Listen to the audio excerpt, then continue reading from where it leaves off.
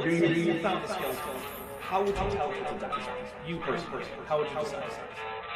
Well, interesting question. I don't know. I don't know research on this.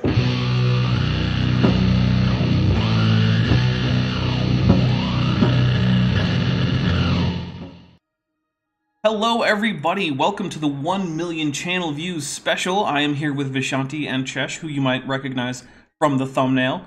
Chesh, for some reason, has switched her skin tone from green to sort of a light pinkish, brownish kind of color. I don't know why.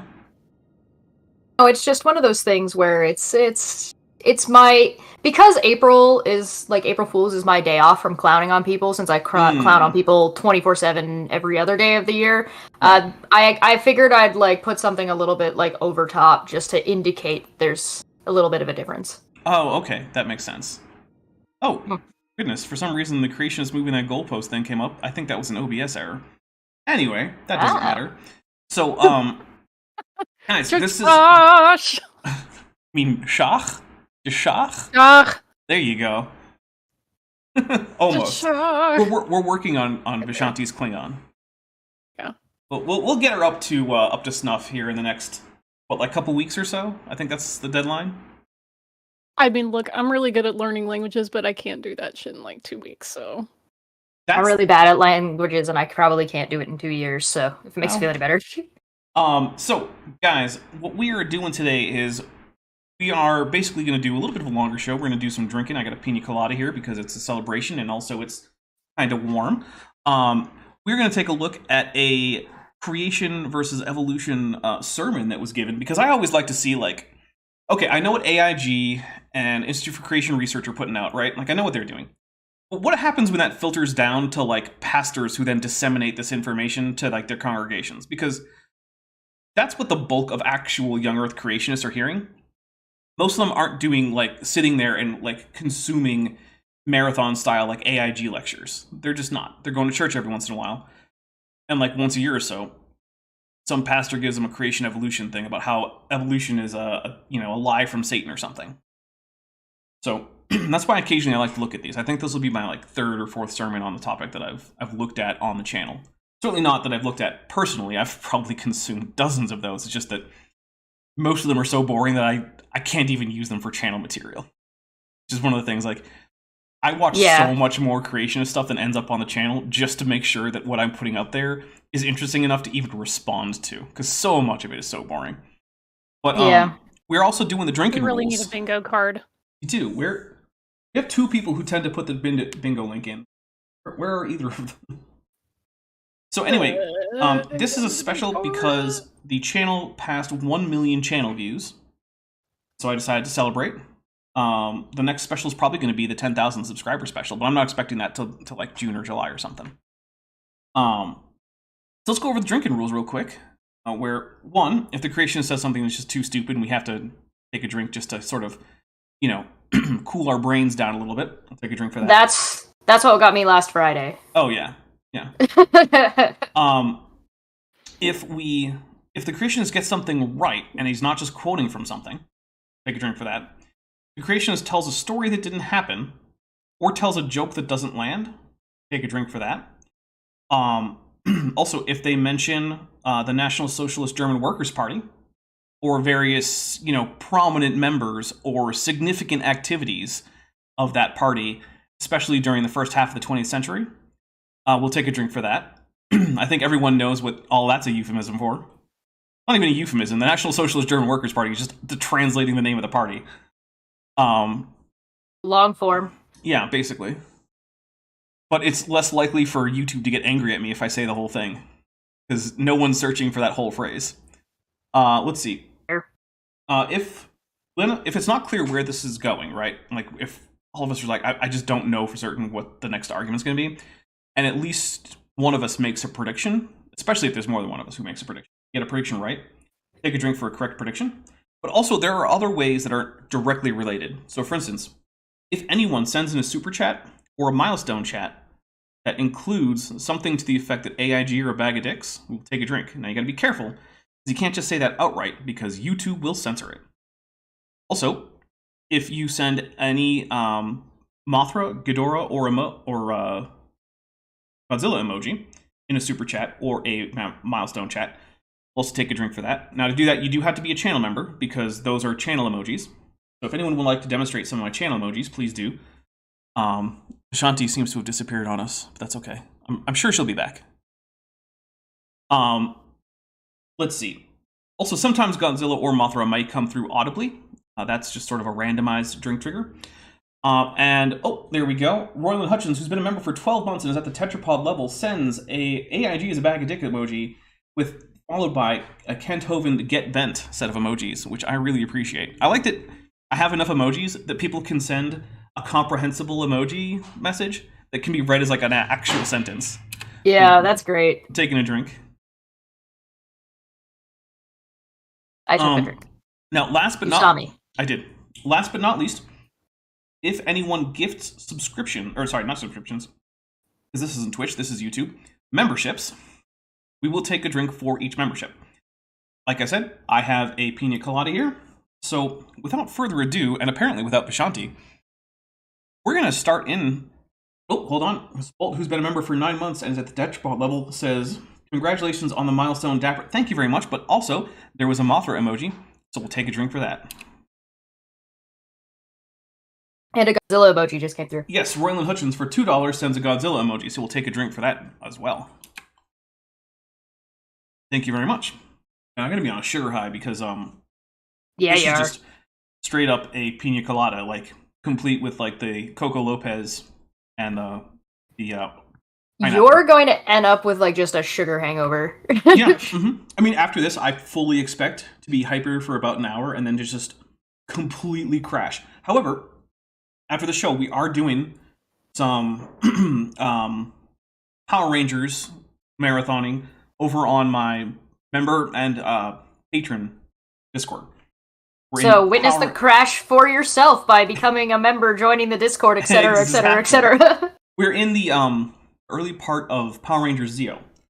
Power Rangers Zeo is a good one. It really is. Power Rangers Zeo is... When I first watched it, I wasn't expecting much, but then I watched it and I was like, oh wow, this is actually really good. Anyway, Too Young to Feel This Old has gifted 5 Dapper Dinosaur memberships, which went to John Leland, Jarrett Tilford, Binge Thinker, My Unfinished Journey, and Colin Dietrich. So here comes 5 drinks. 1, 2, Clap. 3, 4, 5. I can feel a little bit of brain freeze coming too. This is going to be an exciting show. Oh no! Oh yeah. I crushed up some ice in a food processor for this, so it's like the full-on slushy experience. All right, here we go. Oh, you're gonna have a bad time. We'll bring this back to the 0 point. Now, when I edited this together to cut out all the Bible reading parts, at one point I did put the word "no" over it. You're not going to see it because the way this set is works out, you don't actually get to see the full video. We're only going to show you the important parts of the video anyway. Also, Luigi Potter has been a member for 4 months and is at the annual level. Says, "I'd say have a great day, but I can see what's coming, and that would be an unfair wish. Instead, just have a day with a Godzilla emoji. Thank you. I will certainly have a day." All right. So, without further ado, now that you have a Luigi board. Have you heard of the Luigi board? Luigi board real? like a soundboard? No. Oh, then no, I haven't. It's like a Ouija board. Oh. A Ouija board, but Luigi board, yeah. No, I don't have one of those. I had to right. send Dapper a video after this. All right, here we go. All right, we will go ahead and get started. Welcome to South Valley Baptist Church. We are going to be looking at science versus creation. No, we're going to be looking at Which evolution tells you versus that creation. it's not science. Yeah, but then he goes, no, right we're off looking the at... bat. Then he switches to, no, we're doing evolution versus creation. That's what they would have you believe, is that it is science versus creation. But Which it is, right? Because here's the thing. Science is wrong sometimes about things, right? But the thing that science has as the consensus view is still science, even if it happens to be incorrect. What science is the stuff that's in the academic journals of scientific topics, right? So, for instance, back before we knew about, say, the acceleration of the expansion of the universe because of dark energy, no one was writing about dark energy. No one was expecting an acceleration of this expansion. So no one was talking about it. It wasn't science. What was science was a bit off about that. But it was still science. Yeah. Well, It's not. We're going to be looking at creation versus science. Let's go ahead and take our Bibles and let's turn to by the way, that's me saying no, but you can't see the whole thing, so my bad. Genesis. Did he go chapter back? 1. Genesis chapter Did he 1. say we're talking about science versus Yeah, he did. He messed that up. creationism, then said it wasn't science, and then went back to say it was science versus creationism? Mm-hmm. Yeah, no, that's exactly what he did. All right. You know what? We all make mistakes. It's true. We do. Yeah, this So, is already bad. we're going to look at the most important questions to ask an evolutionist, okay? If you're going to have a talk, a serious talk, okay, without yelling and screaming, we're just going to talk. These are some really good questions to ask. I like how he has to tell his congregation. I was going to say audience, but I guess congregation might be the more appropriate word. Like Audience. You know, hey, like maybe you don't have to yell and scream at people who don't think like you, because what that says to me is that normally they do. Normally they do. They're extremely combative. Which, you know, this church strikes me as, I mean, it's a Baptist church, we know that. I went to their website to see if I could find anything else about them, and they don't seem to have any convention affiliation with any of the, like, Baptist conventions, which means that I think this is one IFB? of those... yeah, I think this is an IFB church. Or potentially an NIFB church, which is, like... IFB didn't go far enough. We're going even farther into Crazy Town. Good. Yeah. Yikes. So, yeah. When the Southern Baptist Convention is far too left-wing for you, you become an IFB church. And when the IFB is too left-wing for you, you go NIFB. Because of course. Just keep adding letters. Yeah, yeah. And they complain about LGBTQ+. Yeah, although to be fair, Soulcat, I've heard it goes, I believe Soulcat is about to prepare some pizza chop. Ooh, pizza chop. Pizza chop. Okay. I will say I did once see the LGBT thing go all the way to LGBTQIA2S, and I was like, that's too much. You know what, the plus is fine. We'll just leave it with the plus. We don't need to keep on adding new letters. Just put a plus. Question mark Counterpoint, about add branding. all the letters. All the letters. Yeah, just alphabet. Like at then, that... then Google's gonna sue them, though. Well, yeah, because they're not Google anymore. Now they're Alphabet. That's the whole point. Exactly. Yeah. Yep. I can no longer say that I'm a Google contractor and people don't understand what it means to be a YouTuber. Now I can say I'm an Alphabet contractor, which sounds like I work for like Sesame Street or something. So do we have a Muppet? Do we have a Muppet looking version of Dapper? Because we need one. we should. Okay, hold on. You I do, got my thing. Hold on. All right, here we go. It's coming. Open. I'm gonna start working on Dapper as a Muppet. Too Young to Feel This Old says AIG is a field full of fascina. We'll take a drink. All right, here we go. We're also going to look at if you can have creation and evolution. We're going to look at a little... Spoiler alerts, that's a lie. We don't actually look at that. I watched the entire sermon series that goes until like last Sunday. This is an ongoing sermon series. He doesn't talk about that. He makes all these plans in this one thing. And then later in the series, he's like, oh, well, I had to change my plans. I'm like, oh, great, thanks. I was expecting certain things and you didn't deliver them, man. Come on. A little bit of that next week. Plans. What is science? Because it's strange, science is now up for debate on what science actually is. Like it wasn't always up for Says debate. who?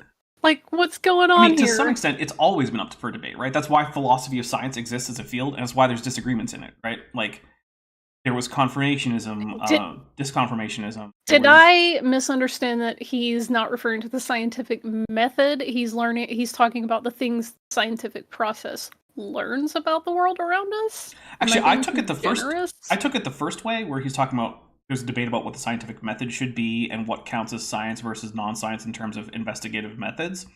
But maybe Bible says so, that's science. Done. Maybe he is actually talking about like just what conclusions science has reached is up for debate.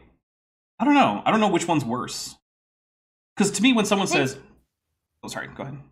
I think Fraggles is going to be the best bet for Dapper. Nice. Man, Fraggle Rock was such a great show. Did you guys ever have Popples? I did not. Yes. Yep. Okay, so you could Yep. take Dapper and make him a popple. That would be Could great. make a popple dapper. By the way, guys, do Yeah. hit like on this video. It's important. All right.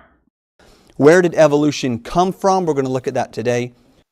Earth, I guess. I guess evolution came from Earth. Why don't all evolutionists agree? Because everything in science is up for debate. Literally everything. There are open questions in all scientific fields. I'm taking a drink for why is science is basically what he's asking. Well, if he's gonna ask, Why didn't he is do science? the science one first? Then why are you starting I'm gonna here link to instead a of- previous bingo card in chat. Okay. And I'm already getting ready to just... Hey, the bingo is completely unofficial, so you can use any bingo card you want. Just have fun with it. Yeah. How come you have some that are 1 million years old and then 1 billion, then 14.5 billion, and then 140 million? This. Some what? Some fossils, some rocks, because not everything's the same age? I'm taking a drink for how stupid that question is. How come you have some of something that are older than others of something? I don't know, because not everything's the same age, guys. Because everything didn't live Time. the same time. What? Oh my god, this is already so dumb. Time exists, Time is- allegedly. Yeah. It reminds me of when, what was it? Genesis Apologetics said that the consensus of mainstream science, of paleontology, was that every last individual dinosaur were all killed by the same one asteroid. So apparently every single individual dinosaur, according to mainstream science, according to Genesis Apologetics, was alive at the same moment in time. And then all of them, from the Triassic all the way through to the end Cretaceous, were just killed by one asteroid. And they're like, how could one asteroid have left all these fossils? And I'm like, it couldn't, and look. no one thinks that. Elephant in the chat says, you bunch of C design proponentsists. C design proponentists will never get old. It is perpetually funny. How angry do you want to be, Dapper? How drunk am I? Ask him that after the break. Right? Oh, okay. Got it. This is when they came, and the people are just throwing all this stuff around. Why do we have that? So we're going to look at that, and we're also going to look at much, much more. Oh, good. So what we need to do is we need to start at the very beginning. And I put this in there for any lovers of music out there. Off screen, he's got a picture from The Sound of Music. Okay. That barely comes through. It is I'm just meeting him where he is. Okay. Indeed a very good place to start. Let's turn to Genesis in chapter 1. And It what is we're a going to good do here good movie. is we're going to look at creation and evolution are. Before you start a discussion about two thoughts, it's always a good rule of thumb to determine, or to define the terms of those thoughts. Does that make sense? So I actually do agree. Starting out by telling people what you mean when you say certain things is in fact a good idea. So I'm going to take a drink for him getting something right. Because I've seen way too many, quote, debates that end up with people just talking past each other because they haven't agreed on what certain words mean in the first place. And they both mean different things by those same words. We did that on Wednesday when me and Chris and Generic Minority were talking about this Destiny debater dude, like Debate Me Bro, and all of his like really crummy takes about women and assault and stuff. And we basically spent a half an hour before the show even started making sure we were all using the same terms and coming from at least the same area, so we didn't have to spend half an hour live making sure we were all coming from the same, like we all knew what each other were talking about. Also, Regliptic for 50 sex. Thank you very much for the donation of sex. I always appreciate getting sex. Says AIG is a carry-on of AIGs, so we're gonna take a drink for that. The only time a tautology is acceptable. Oh yeah. Oh, actually, I also like if things were different, then they would be different. Whenever someone proposes some absurd hypothetical, and then like, see, the world would be so much different. Like, yes, we all know that if things were different, things would be different. Thank you. Shocking. Brilliant. before you have a discussion, you need to define your terms. You need to speak plainly, understand what is being said, and we can't be moving the goalpost, okay? So we can't go, well, all right, well, okay, you can have that. Okay, man. Okay. Whoa. Okay. I think he's gonna shooting himself in the foot on that one. My goodness, where is my... That's gonna be Chekhov's foot right there, y'all. Seriously, we can't be moving the goalpost. All right, guys, this means that if he ever moves the goalpost, we now have to start drinking for it. And in honor of this, of course, I've got the Creationist Moving That Goalpost video playing from KSP2, in which I have a goalpost mounted to a rocket. Oh, there it is. There's the goalpost.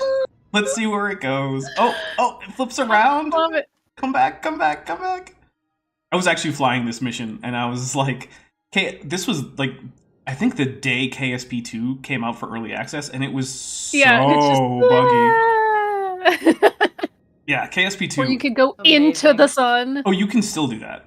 They have not patched that out yet. Good. You can also Don't ever land. patch it out. That's too good. Oh, it'll be gone. You can also land on the surface of the gas giant in this. You can just touch Oh my down. god, Guitar Dog in the chat says, "Can God make a goalpost so big that even he can't move it?" Well, that actually gets into differing conceptions of what it means to be omnipotent, and that's too far for us to get into. So Don't answer the smart way. Just laugh. okay, fine. No, I'm gonna answer this. My entire shtick is being the smartest one in the room. Shtick is a point would never go over my head. I'm too fast. I would catch it. Yes. Yeah, I'm the dinosaur version of Drax the Destroyer. I'm kind of Okay. tan instead of blue. All He's right. actually gray, but Well, actually, look, it's like Doctor Strange's eyes, right?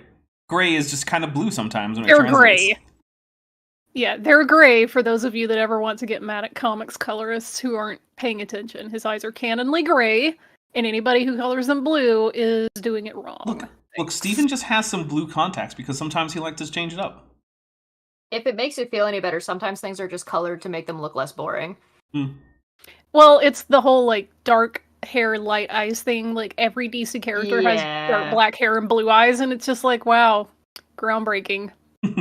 Yeah. It's like I ordering have that opinions. very, very plain Krusty Burger, very, very specifically. Yes. No, state what you believe and stick with it, and it's either true or it's not.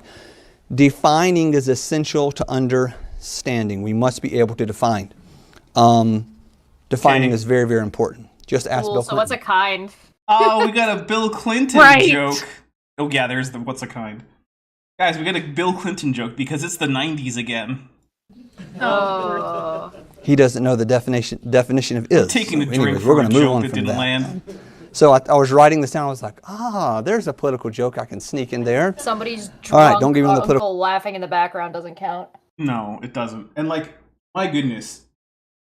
Okay, at one point, Bill Clinton and the Monica Lewinsky affair and his pretty obvious perjury in my book was topical. Like 30 years Wasn't ago. that 25 years ago? Yeah, like, 25 years ago, maybe that's more accurate. Like, we've moved on. And what I mean, this particular speech right here, like this talk, was given a month ago. All right, Mark Rose says AIG is a mildewed minaudier. Oh, mildew, sorry. Mildewed minaudier of Mitch McConnell. My goodness. And also, that was the first super chat that Mark Rose has ever given. So congratulations to Mark, and thank you very much, and we will take it. Pelagic tunicates! Congratulations. Boo for pelagic Yay. tunicates. Pelagic tunicates are the worst. Says All the guy jetting who made around. them. I didn't make them. Evolution made them. You made the emoji. I did make the emoji. You are encouraging and enabling it. You Look, are abetting it. You don't have to bring attention to my deepest shame. It's only hypocrisy. Chesh, I am convinced that he has like a public humiliation kink. That's the only explanation as to why he would make pelagic tunicate emojis and then just like complain whenever people use them. All right. Stuff, but I might have some more, so we'll see. So let's start with the terms of creation. Genesis chapter 1 and in verse 1. Here we go. What we have. Nope, skipped right past it, because everyone here has read Genesis 1 and 2. So we're skipping right on by. Like, if you're in the audience and you honestly don't know what the basic claim of, like, young Earth creationism is, Check any of my other videos. Made It's all over the world place. in an order. Right. In 6 days. You're welcome. The end. Yeah, basically 6,000 years ago. And then Yeah. he melted, and then he flooded everything and killed everybody. Yep. Well, almost everybody. Almost. Everybody except like 6 or 7 people, and all the puppies except for like a couple. And Yeah. you know, listen, the numbers aren't important. No, they're not. I love so- seeing all those Pelagitunicates in chat. That warms the cockles on me bitter out. they're going to be preserved on this video for all eternity. The Ugly German Truth says, is this your April Fool's take? No, so this is, look, I know that typically on April Fool's, I have an April Fool's video, and last year I actually did a fake stream where I actually set up a live stream, and it was really a pre-recorded video, but with the live chat on it, and we did it all in Klingon, and then we, April Fool's, and like... For that was fun. It was fun, but this is an actual, hey, I hit 1 million channel views, what's the next time I have a live stream that I would normally do? And it just happened to be April 1st. So When he told me he was doing this, he didn't actually even notice it was April Fool's. I was like, Yeah, you're no. doing this on April Fool's? And he was like, oh yeah. Yep. I guess it is. Oh well. So yeah, this is not an April Fool's stream. This is an actual sermon. This is not like my buddy giving a dumb sermon just to help out. And we are in fact live. Here, I'll read the most recent. Actually, Vishanti's been reading from chat the whole time. We couldn't do that if this was pre-recorded. So. Unless I was psychic, which I might be because Oh. I'm 3 gods in a trench coat. Unless she's the one actually in the chat responding to herself that she knew she was. Yeah, doing these are all before. my sock accounts. That'd be super advanced My- tomfoolery though. My entire audience is actually just Yeah. Vishanti's sock accounts because for some reason she's just become like my biggest fan. And she's like, she is legion for she is Oh. many. all 9,600 of your subscribers are actually me, Dapper. That's all I do all day is create sock accounts. And It must- was subscribe. me. You must have a lot Dio. of disposable income to just dump all those super chats at me. It's for all the shilling money that she got. Oh, okay. That's all the still. Yeah. Got it. Mm-hmm. Have here in these terms, we see first of all in the first term of creation is that there is a God. Now this goes a lot more extensive. We could go with all these, but these are the main Oh my stuff. god, they're doing the Spartacus meme in chat. Yes, I am Vishanti. As we know it from the scripture, that there is a God, okay, and that He created life. He News alert. The Bible, a book mostly about religious stuff, says there's a God. Wow, I'm taking a drink. I mean, technically it's true. The Bible does say there's a God, but like, I think we could have skipped by this part. We all know. One, I'm shocked and appalled at this turn of events. Yeah, can you believe God is a character who appears in Genesis 1? I can't. You know what? This is all beyond me. Yeah. I'm just a lowly goblin trying to make Dapper look like a Muppet. I hope it's going well. Okay. designed and created all of life. We also see that the pinnacle of His creation was man and woman. Okay, so Oh, he's not very Oh. good at his job. That's You pretty have dumb. casual sexism on your bingo card because I do, and I'm marking it off. Fair. I definitely have invented and created things that are way more interesting than humans. It's not that hard to do. Also, humans It's kind of not. suck. Like, their spines go out way too early. I mean, they only have 2 sets of teeth. They have, like, weird exposed nerves in their elbows. It's pretty terrible, We actually. Yeah, elbows are we dumb. could be more interesting and we could be more great, is all I'm saying. Hmm. Right? Like, we're not bad. We're fine. We got some cool and interesting stuff about us. But if you're going to say this is the greatest things God ever made, and then one of the things He made other down the line in the book are unicorns and dragons, I feel like maybe we're not. I mean, to be fair, use of unicorn is really translating a term that probably refers to an extinct kind of, like, ox. But that's So- not Yeah. important. Okay. That's not the important part. All right. Because there's dragons in other places, right? Like in Yeah. Revelations, right? There's like a 7-headed dragon. I'm like, I feel like a 7-headed dragon is greater than we are, right? Okay, but I don't think that's being portrayed as an actual creation of God. I'm pretty It sure has that's to supposed be. to... Everything was created as No, God. because you Don't gotta remember, start with it's, me. it's apocalyptic literature, so the entire thing is supposed to be allegorical. No. Okay. We're talking like some answers in Genesis shit, right? Okay. All these people think everything is literal, so that How- means the revelation is literal, which means we better get a goddamn 7-headed dragon or I'm gonna be pissed. Good point. How dare I use actual reasonable hermeneutic standards? What is wrong with me? Get the hell out of here. Look, I didn't use the F-bomb yet. You didn't. That's true. Oh goodness! I just almost blew did. this up like accidentally. I should probably undo that. There we go. That's better. Also, guys.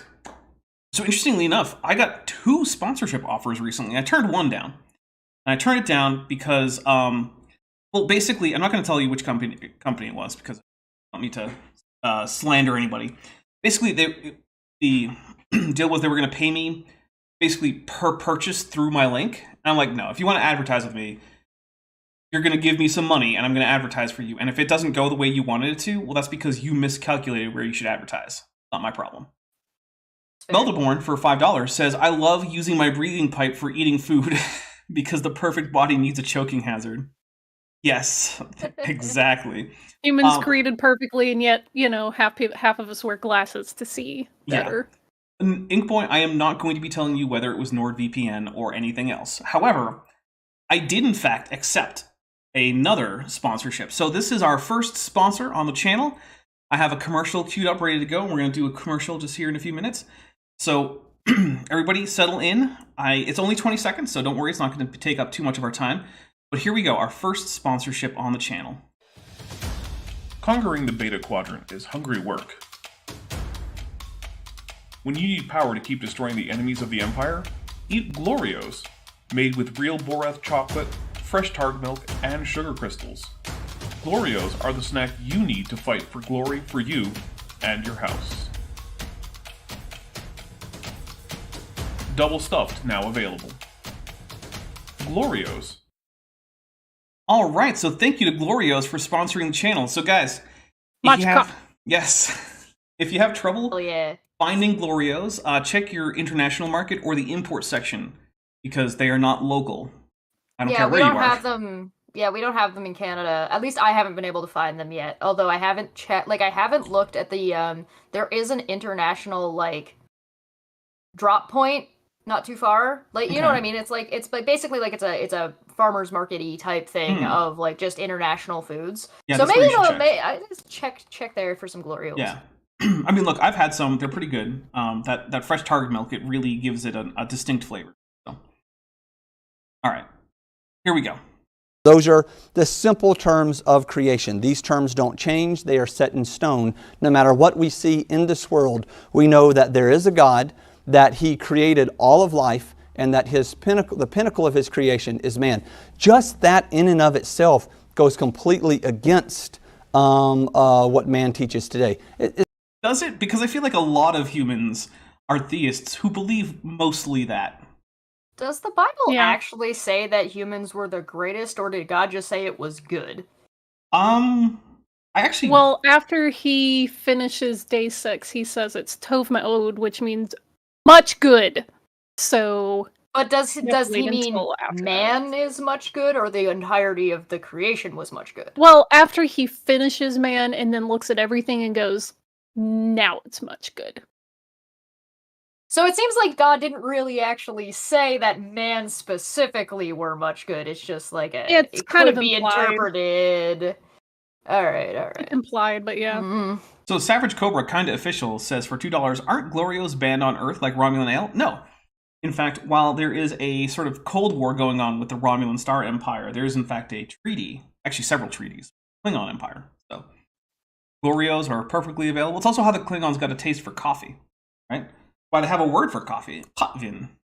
They like it. It's also, they then took and made their spin, Raktajino, which then made its way back to Earth and has become a relatively popular drink. Although it's been sort of earthified by adding extra sugar and whatnot. So yeah, imagine sugar. Coffee is a very Klingon drink now. Come to think of it, it is. Yeah. I mean, it's bitter and it gives you more energy. Basically, if it doesn't have alcohol in it, it better have caffeine in it. Because if it's not going to make you drunk, it might as well give you more energy for battle. Yeah, but Irish coffee. Yeah, well, I mean, obviously. Do you think there are Klingons put blood wine in their coffee like we do Irish coffee? I mean, I would hope that they actually have Kahlua. Yeah, I would think they actually have hard liquors that they would add rather than just wine. Although I believe it's supposed to be a fortified wine, so it's stronger than regular wine, but it's still not liquor. Is it more like a mead? So that's a good question. There isn't a whole lot of canonical description of how blood wine is made. Although there are some people who argue that it is in fact fermented blood, which I don't know how you do because there's not that much sugar in blood. You'd probably have to add sugar to it. So I don't know. I did the math. I found a thing that was doing the math of how much iron, how many people you'd have to kill to get enough iron to get a sword. Yes, out of their blood. So you could forge a sword out of the blood of your enemies. Yeah. Yeah. I think it was like, what, 400 or something? Yeah, it actually wasn't as much as you... Like, it wasn't a terribly egregious number. I'll go find it. Okay. Here we go. So, well, this is a side note.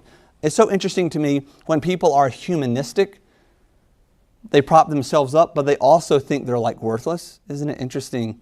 Like, the whales, None the of animals... that's correct. What is he even talking about? None I don't even follow of that is correct. Yeah, 400 adult men Oh, would okay. be... Yeah.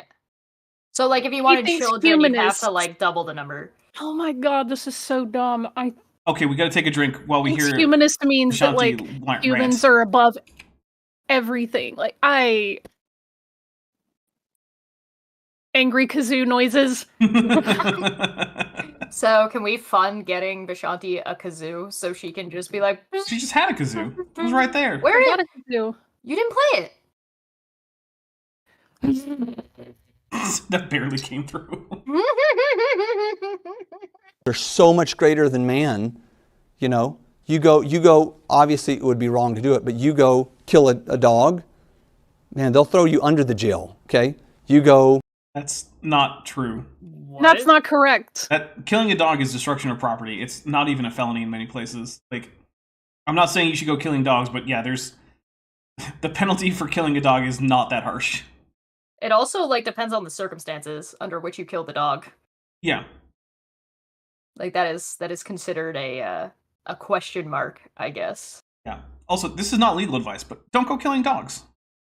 This is legal advice. Don't go killing dogs. So the chat was saying they want to fund getting me a human blood sword. What makes you think I don't have a sword already? And it looks kind of reddish there. It might already we're be gonna made get of you human another- sword. What's wrong with Just having another saying. one? I don't understand. I didn't say you couldn't. Ah. Didn't say you couldn't. take a human life, and a lot of times those people are set free without any jail time at all. It's just, man. Oh, it's about abortion, because of course it is. We'll just take a drink. My goodness. Okay, right. Oh, of course it is. Mm-hmm. You know, at first I was kind of salty that you picked a face of me looking just completely brain dead. And then now I'm realizing now Yeah, it no, makes sense. Yeah. these people rot my brain and it just like beep. Do you remember that time? There's a reason Murphy has never gotten to not be like the initial Murphy, because it's just a goblin with a pot on its head, just bonk, bonk, bonk, bonk. Vishant, do you remember that time that Yep. you tweeted that half the reason to watch you on my streams is for the ridiculous faces that the creationists make you Facial make? expressions. Yeah. That's why that one is the emoji. Yeah. It's true. Just me going. Has that so twisted, and we even see here God talks about subduing the earth and all like that. But so what we see here is that the terms don't change. We're going to look deeper into the creation account during this series, but we just wanted to set that in the stone. Those are the terms of creation as we move forward. Now what we're going to do is we're going to look at evolution, the terms of evolution. It's important to note that evolutionists are constantly changing and debating on the theories of the origin of life. Oh my god, it's because we learn more about it. Oh Once my god, again- drop the shark of It's- switching between evolution and origin of life. Yeah, not only are we jumping between evolution and origin of life, but also, once again, this just boils down to why is science? Why is science? But what I about, love no, everybody asks how why is science and what is fragile- science, but nobody ever asks how is science. It's true. That was science. I love how fragile these types are, where they can't handle any kind of uncertainty whatsoever.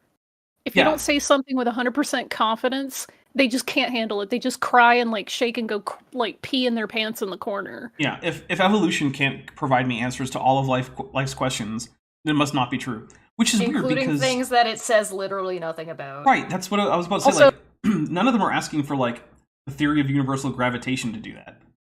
Like, is anyone out there like, if the theory of universal gravitation doesn't give me a moral code to live my life by, then I reject it. It's actually angels pulling at things. Well, you see, Newton was technically like wrong about his theory of gravity because like Einstein came and proved him wrong. So like you just can't trust anything. Oh, yeah. Well, science is a liar sometimes, as we heard from Mac. But also the evolution equals abiogenesis square in your bingo card, if any that. Oh, hey, look, Oreosaurus is here in the chat, and we just had a sponsorship from Glorios. Nice. Nice. Good. Good, yeah. And again, guys, I know a few people have asked. I am not telling you which company's sponsorship I didn't go with. Didn't go with it because, one, I think the product is just kind of eh. And two, I don't want to have a business arrangement where someone wants to advertise, someone wants me to do work for them, and that whether or not they pay me is just kind of a maybe. Also, Marie... Wow, I can't imagine what that might be like. I know, right? I can't imagine not wanting Marie to do that. BCFHS, join as a channel member, send pelagic tunicates. No, send, do it! Send tetrapods. Tetrapod emojis. Darn it. This stream is out of control. I mean... And it's not me this time. Fair. Glorio emoji when? Maybe with the next... now I'm a titillac. emoji that comes up. Although the thing is, I would have to get permission from Glorios, right? I can't just take their branding and put it on my channel. So that's a little iffy.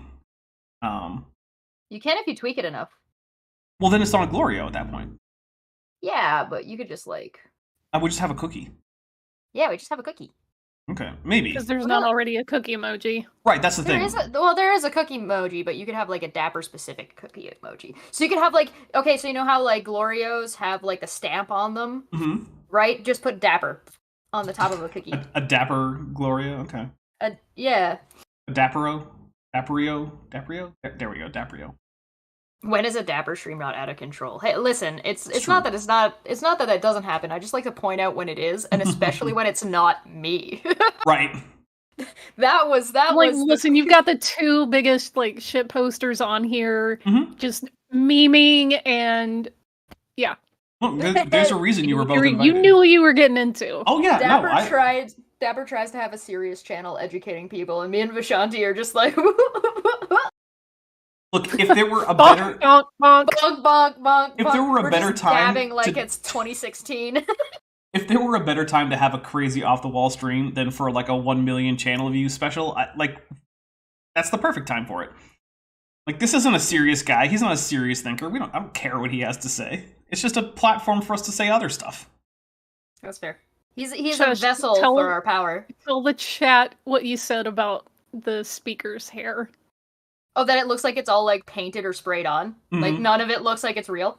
Yeah. It looks like it's been tattooed to his face and hair. Well, part of it is, like, his hair and beard are much darker than his eyebrows, so I'm pretty sure it's recently been dyed black. Oh, it is 100% that, like, men's thing. Oh, that's like, just for men right there. For men. Yeah, absolutely. Yeah. 100%. It's very important to remember that. And why is that? Because it was just very difficult to pin them down because it's always constantly changing. Not the important parts, not the parts you don't like, right? So the parts he doesn't like is like, the Earth is really old. The universe is even older. Universal common ancestry. That stuff hasn't changed, essentially, in about a century. More than that, actually. The stuff that he's talking about that changes all the time in science is stuff that is way out of this guy's field and his congregation's field. Oh yeah, it's stuff like, hey, what's the relative importance of like the founder effect in terms of like allopatric speciation? You couldn't define any of those terms. The only one I can think of that they might be able to latch onto is whether or not, like, where Archaeopteryx falls. Like, is it a bird? Is it a this? Is it a that? I remember that being a discussion that happened, like, a couple of years ago. Also, where they were changing remember where it falls. that lady who wrote a paper about the Archaeopteryx? Gabriella Haynes? It was so terrible. Oh my goodness. Also, and she said it had the part that it absolutely does not have. So Crypto457 says that this pastor looks like a bodyguard NPC from Hitman. And that is so accurate. He really does. I can just picture Agent 47 sneaking up behind him, choking him out, and then stripping him naked in the course of like one frame because that's how it works. We Yeah. have a couple super chats. I could take a picture of. Oh, hold on. I'm gonna go find a picture of Agent 47, and I'm gonna get like an airbrush, and I'm gonna draw this out. Yes. This hair on him. So Dr. Tapioca Weasel for $5. Can you do the Timothy Oliphant version of Hitman? Oh. Yeah. Because I have a special place in my heart for that. So Dr. Tapioca Weasel for $5 says, Dapper, say the word and I, your most loyal mod, will begin banning all pelagic revolutionaries. No, I can't have you ban everybody. But it also does come with a Mothra and a Godzilla emoji, so we will take a drink for that. Then Silver Harlow for $5 says, AIG is a putrid package of pelagic tuna kits. Happy Mega View. Thank you. We'll take a drink for that, too. He's got the right hairline and everything. Oh. Oh my god, it's great. This is perfect. All right. Oh, I need a better version of this picture. Hold on. Here we go. Stephen C. Meyer said this a few years ago. He's a renowned doctor of Clown, Stephen Meyer. Actual clown. Stephen C. Actual clown Stephen Meyer. Stephen Meyer is not a renowned doctor. I don't even think he's actually a doctor. But he's an actual clown. This is a man who said that mammals appeared in the Eocene. This dude has a Vegeta widow's peak. I'm just pointing that out, by the way. Okay. For those of you who don't know, the first true mammals, ground mammals, show up in the Jurassic. Then you get to the Cretaceous. Then you get to the Paleogene. And, like, basically, he's off about when mammals show up in the fossil record by, like, 100 million years. Stephen C. Meyer is not a serious person. Stephen C. Meyer doesn't know how math works. If you want to see me show you how much of a hack fraud Stephen C. Meyer is, one of my most popular ever videos is a supercut of me doing just that, called Stephen Meyer is a hack fraud. It's a dishonest hack. Oh, dishonest hack, yes, dishonest hack. Yep. So yeah, go watch that video. Although I think most of you have, because like I said, it's one of my most popular videos. of science, philosophy of science, and a former geophysicist. Oh, apparently he did get a Master of Philosophy in 1991. Fair enough. My apologies, Dr. Meyer. Savage Cobra, kind of official, for $2 says, Stephen C. Meyer is a renowned prevaricator. That is accurate. Yes. He noted this. It was very interesting.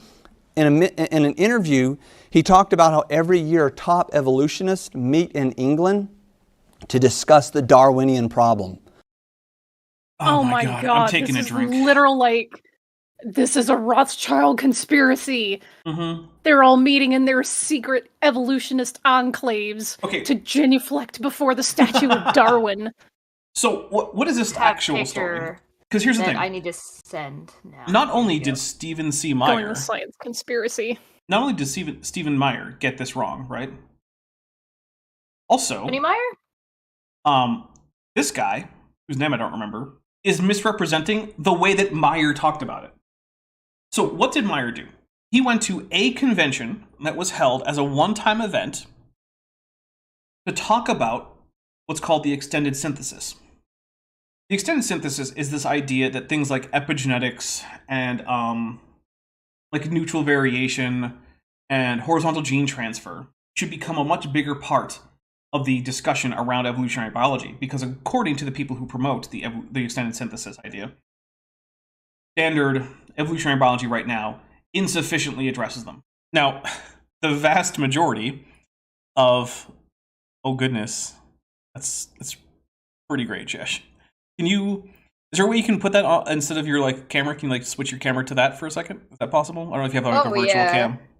Yeah, no, I can. Amazing. That's pretty great. Yeah, I can do that. Give me a minute. Okay. Amazing. So, right. So it's this one-time conference to talk about this thing. What was not an issue was anything that Darwin ever talked about. So, for instance, natural selection didn't come up. It didn't get disputed or anything, right? Variation didn't get disputed. Universal common ancestry didn't get disputed. Essentially, nothing to do with Darwin came up. So to say that this is the problem with Darwinism is just a lie. But also, Stephen Meyer isn't the one saying that this is an annual event. That's this pastor. No one thought it was an annual event. He just made that up just now. Or maybe he just misunderstood Meyer's writing because he's an idiot. So. A literal source. I made it up. Yeah. All right, we're gonna hit play, and hopefully Chesh comes back with something. I'm here. I'm just trying to figure out how to do this. Okay. I might just be too stupid to do it right now, so I have an idea. Well, worst case scenario, you can always put it on Twitter and then just link the tweet in chat. Well, she also put it in the Discord. Yes. Well, until the break comes, I won't have like the opportunity to like add that into the stream really easily. Well, yeah, but I can also just do this. Oh, okay. Oh, goodness. Do it boomer style. This is like watching Mud Fossil University. Ah. Oh, it's upside down. Turn it upside down. Yeah, that's what I'm doing. She's in Australia. Okay. Yeah. Are you just gonna Y mirror it? There it is. We're doing this Mud Fossil U style. Yes. Amazing. Chesh, do you have a feather that you can poke your monitor with? A feather? Yeah. No. Oh. Boo. Feather. You know what? Feeders in the chat, everybody. Feeders in the chat. Oh my god. That's actually really good. All right, I'm going to hit play on this guy. I'm deleting this now. What is the Darwinian problem? The Darwinian problem is what Darwin said was set into stone, and then the more discoveries they make, the more it makes his statements look foolish. So nope. We're just taking a drink for stories that didn't happen, because none of that is an accurate summary of the convention that Meyer went to. It's not even an accurate summary of how Meyer lied about the convention he went to. If anybody has Darwin as the Pope of Science, go ahead and take that off your bingo card. Goodness. I have a whole picture that I can pull up whenever Dapper and Landon are on talking about Ken Ham over on my channel that just says nobody views Darwin like this, and it's Darwin as basically like a Jesus photo. Yeah, I sent you that one because that's what I made. Yeah. r/that happened. Yeah, that basically whenever anything should be on r/that happened, that's our made up story drink trigger right there. Okay, I'm gonna hit play. We are close to a break coming up here, so we're not gonna get too much more before we take a quick break. I do plan to go into a third hour. I do not plan to go into a fourth hour because, I mean, I need to keep some brain cells for the next few years. now what they're doing is, how can we change this? Well, this we haven't found a reason to change this, even though it's disproven. So let's take the let's. I'm just gonna take a drink for even though it's disproven. No one has ever disproved evolution. It's not happened. X for you don't know what you're talking about. Mm-hmm. Okay. Let's move, and this is literally a discussion. How can we make people buy this, basically? No, oh my goodness, did I just go all the way back to the beginning because I hit the stop button like an idiot? Yeah, I did. Yay! That's okay, we didn't get very far. These terms, we see, first of all, in the first term of creation is that there is a God. Now, this goes a lot more extensive. We could go with all these, but these are the main stuff. It was so dumb. As we know it from the scripture. That there is a God, okay? Okay, so what we're going to do then is we're going to go on an early break. Yay! Yay! Be back in a bit, everybody.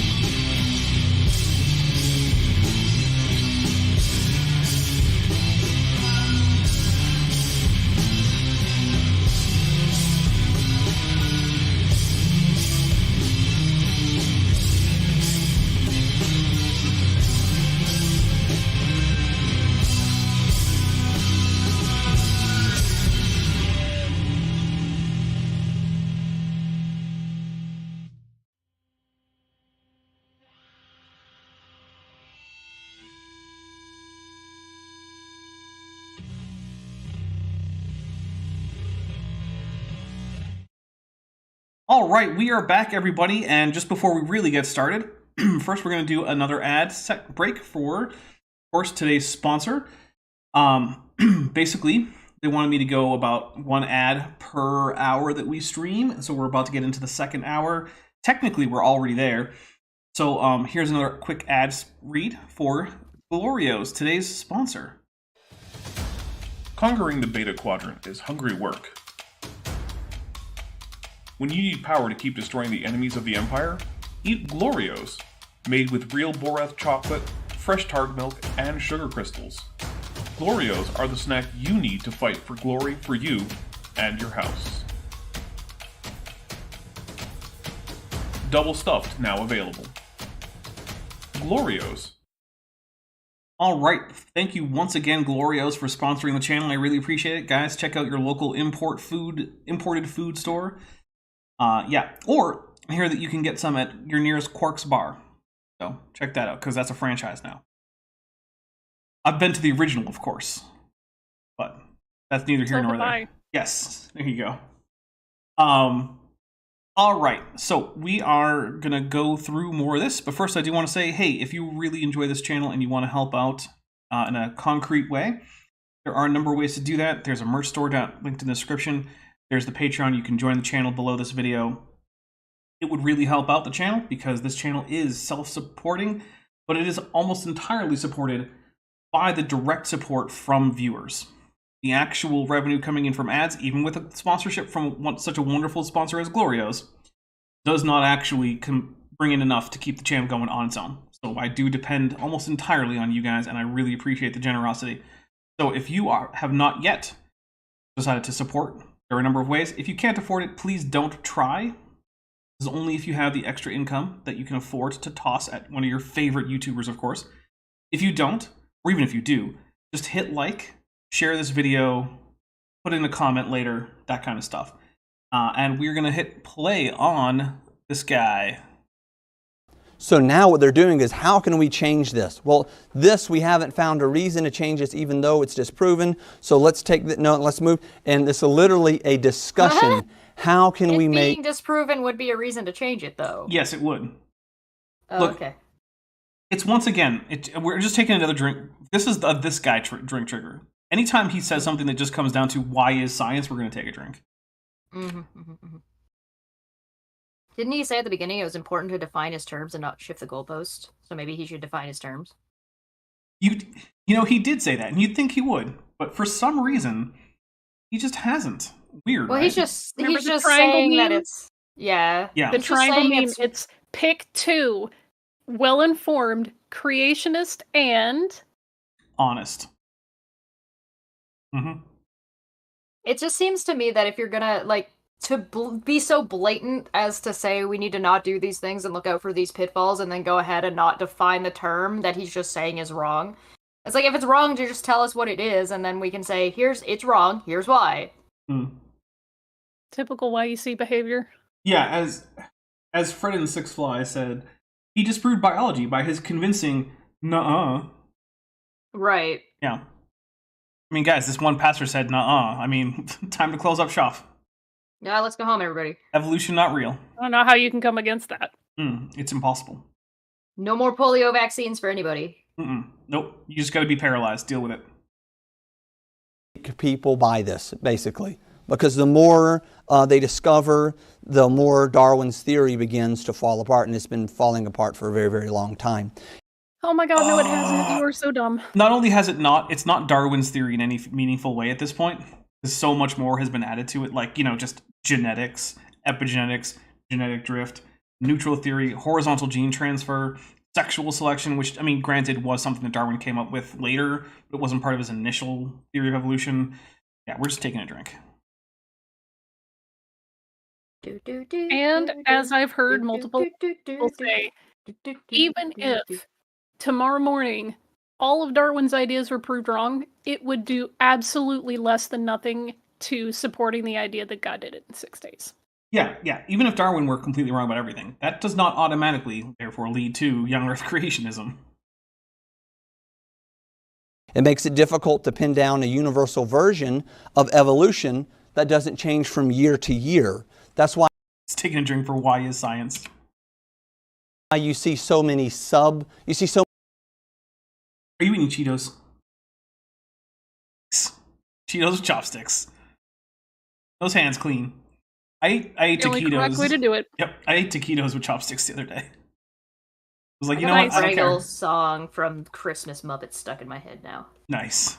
I'll also eat popcorn with chopsticks sometimes. Mm-hmm. Yep. Look, they're a great way to eat just about anything while keeping my hands clean, as long as that thing is in like All right. 1 or 2 bite-sized chunks. Chopsticks are great, and I recommend that everyone learn how to use them.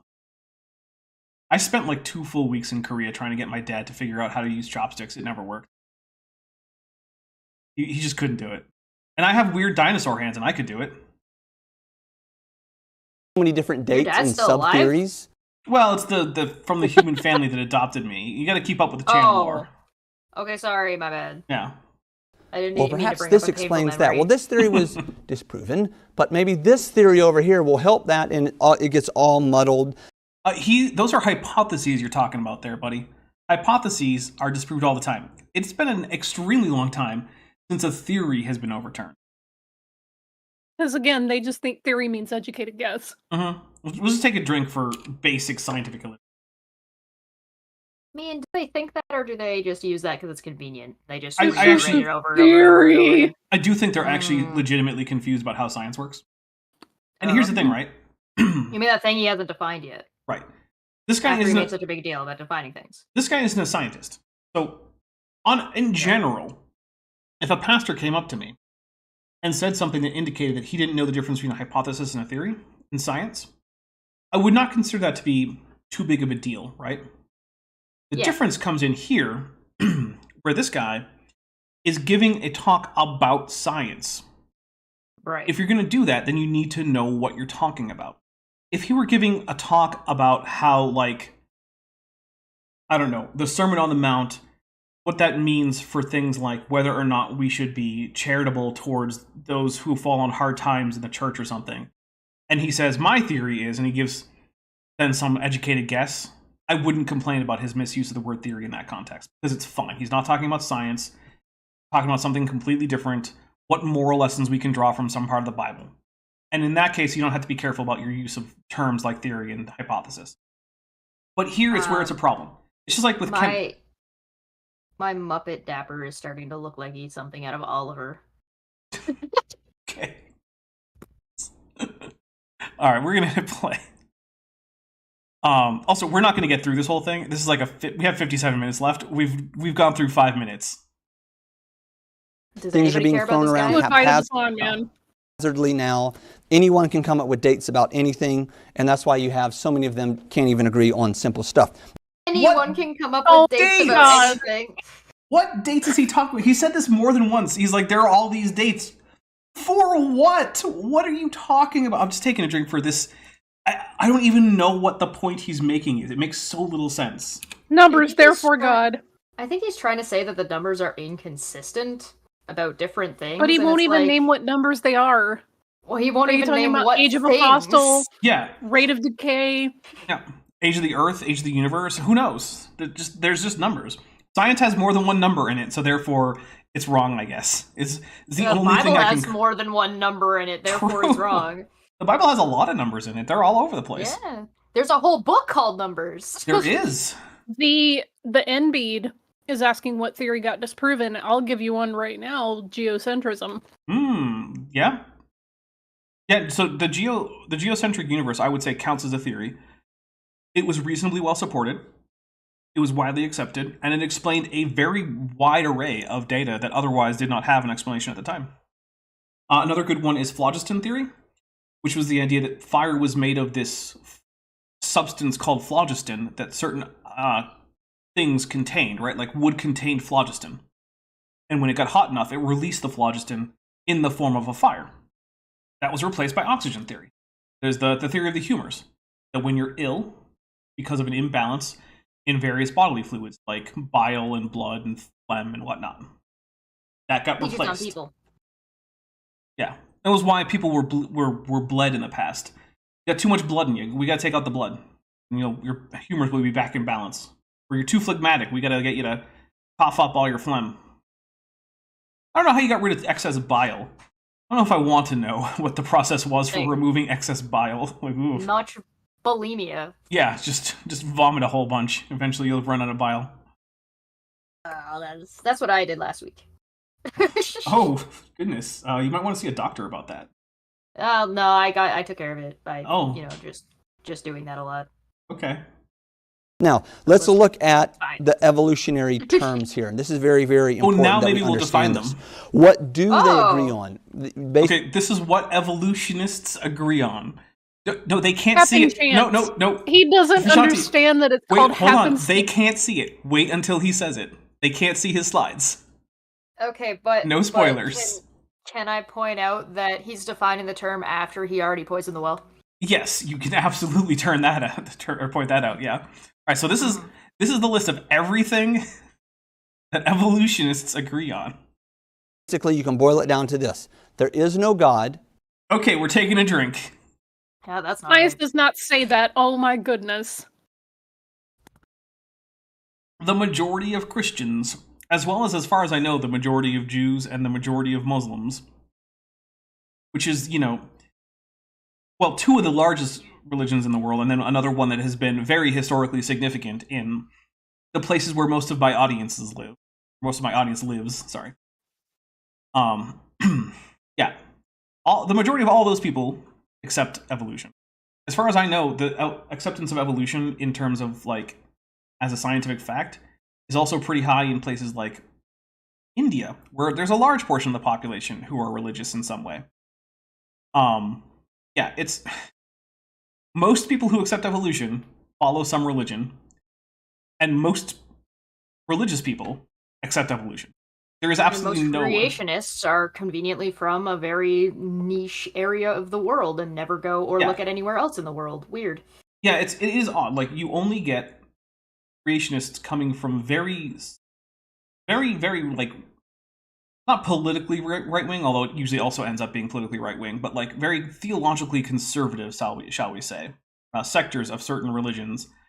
And it's almost always Christianity. Then you get a very small number of, like, Orthodox Jews who are creationists, and usually their creationism ends up parasitizing on Christian creationism anyway.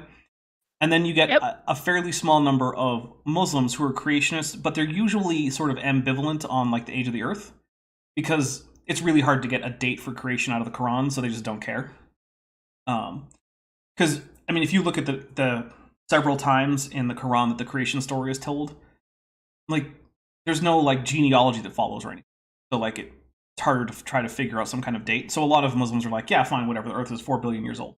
But God created humans as special creations in the Garden of Eden, and God created the world in 5 or 6 or 7 days, depending on which part of the Quran you're reading. But you didn't know the Quran disagrees with itself on how many days it took God to create the world? Yeah, it does. Wow. Yeah. A little bit of extra snap. Don't worry about it. Yeah, it's fine. Don't worry about it. Listen, I am far too white for that to be my concern. Look, the Bible disagrees with itself on when humans were made on day 6, so, This is true. Color me unsurprised. Yeah. Who really killed Goliath? Yeah, the Bible disagrees with that too. In more than I think it disagrees in more than a couple spots. Like, I think there's like 3 different spots because there's. I'm pretty sure it was a child asparagus. In one passage, it's David, but in another passage, it's Elkanah. But it's like, but isn't there also? Dan McClellan just put a video out on this today where if your Bible says that Elkanah killed the brother of Goliath, that is wrong. The text does not read that. But there's also like there's 2 conflicting. There's also 2 contradictory stories about how David kills Goliath. Because in one point he kills him with a sling, with a sword or with a stone. Right. Yeah. So there's 3 different stories about the slaying of Goliath in the Bible, none of which completely fine, don't worry agree about with each it. other. Yeah, it's. It's fine. Yeah. Don't worry about it. I'm still pretty sure I know exactly who killed Goliath, and it was a tiny baby child asparagus. Goliath was also a giant pickle. Shanti apparently did not get enough VeggieTales when she was coming up. Shanti, we had to watch some classic An episode VeggieTales. of VeggieTales I didn't watch. Must have been. Yeah, David. It was called David. Damn, I guess I didn't see that episode. Look. Wow. Okay. I have previously stated There's this whole thing about King Darius. I have previously stated my general distaste for like modern, like Christian branded media. VeggieTales was great. VeggieTales. I loved VeggieTales. Yeah. VeggieTales not only taught you Spanish, but it also taught you about very niche Jewish practices like tzitzit. I don't remember that part. Interesting. In a video about the flood, it's talking about like something about like Noah built a big boat, put 4 tassels on your coat, and it's okay, yeah. Yeah. Okay. I didn't remember that and I'm detail. just like, yeah, deep cut Nice. VeggieTales. I love it. Yeah. Super based. I wish new VeggieTales had that same level of quality. We're not Chesh- talking about I know, new right? VeggieTales. Chesh and We're I not- watched some newer VeggieTales, and it was terrible. It was so bad. Can we just go back to pobre tomate? No puede bailar. So John Smith says, I heard of VeggieTales. to- It's like an American cartoon where talking vegetables indoctrinate children with Christianity. I mean, yeah, I mean, that is a summary. But it's also That's- really entertaining and very high quality. It is actually. It's quite good. Yeah. Listen, there are some, like, current cartoons that are secular cartoons that are lower quality and less entertaining than VeggieTales were currently. All right, here we go. But yeah, the baby asparagus was very cute. His name was Junior. No design. Junior, that's right. No design in biology is generally the consensus. I'll take a drink for him getting that one kind of right. Okay. We are Shit is the here by best. happen chance. There it is. Happen chance. Chance! It's not happened. It's called For those of you- happenstance. Yep, it's Oh, happenstance. that is so dumb. And you can't see, but he actually has happen chance as 2 words up in his speech bubble in his slide. It's so bad. I'm just taking a drink for happen chance. Think happen chance is. It's he just- happenstance. Yeah, it's happenstance. He just doesn't know that that's a word. Oh, He's- this is dumb. He's But, basically like, what illiterate.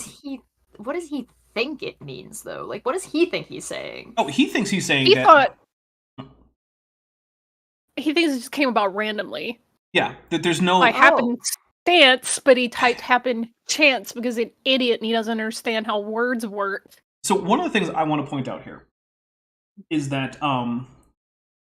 in certain parts of, especially American Protestant Christianity, there is a strong anti-intellectual. Now, this kind of traces. We're going to get into a little bit of like the history of Christian theology here, right? So during the Protestant Reformation, an idea comes up called the perspicuity of Scripture. So what this means is that if you believe the perspicuity of Scripture, you think that the Scriptures are clear enough, provided they're in a language you can speak, because, putting the Bible into like local languages is a big part of the Reformation. They were big fans of that. And to be fair, I generally think that, we should, if you're going to have a major text, it should be translated into the language that people can speak. So I'm kind of with the Protestant Reformation on this one. I think, local languages are probably a good way to go. But the idea was that, provided it's well translated, the Bible is clear enough in what it says that anyone who reads it in good faith will come to the correct conclusions about at least the most important aspects of the Bible and theology. Laughs in Hebrew. Yeah, it's. I think subsequent Protestant history has shown how laughably wrong that idea is. Just What yeah. What are the quote unquote important parts that everybody's supposed to So understand? usually Depends it comes. on your denomination. Well, yeah, that's part of the Oh, problem. funny thing that Yeah. weird. It tends to okay. come down to like, basically, do you become a Protestant Christian after reading the Bible? Like, do you believe in the Trinity, in the solas of Protestantism, like sola scriptura, sola fide, and soli deo gratia? If you'll of course believe all those things. Of course, the problem is that there are people who, in good faith, read the Bible and come to different conclusions about all of those things. Yeah, like Um, Seventh-day Adventists. Yeah. So one of the problems then comes up, though, that this means that there are a lot of people with academic backgrounds who will point out how, no, you can't just come in and naively read the Bible and come away with anything like a coherent understanding of it.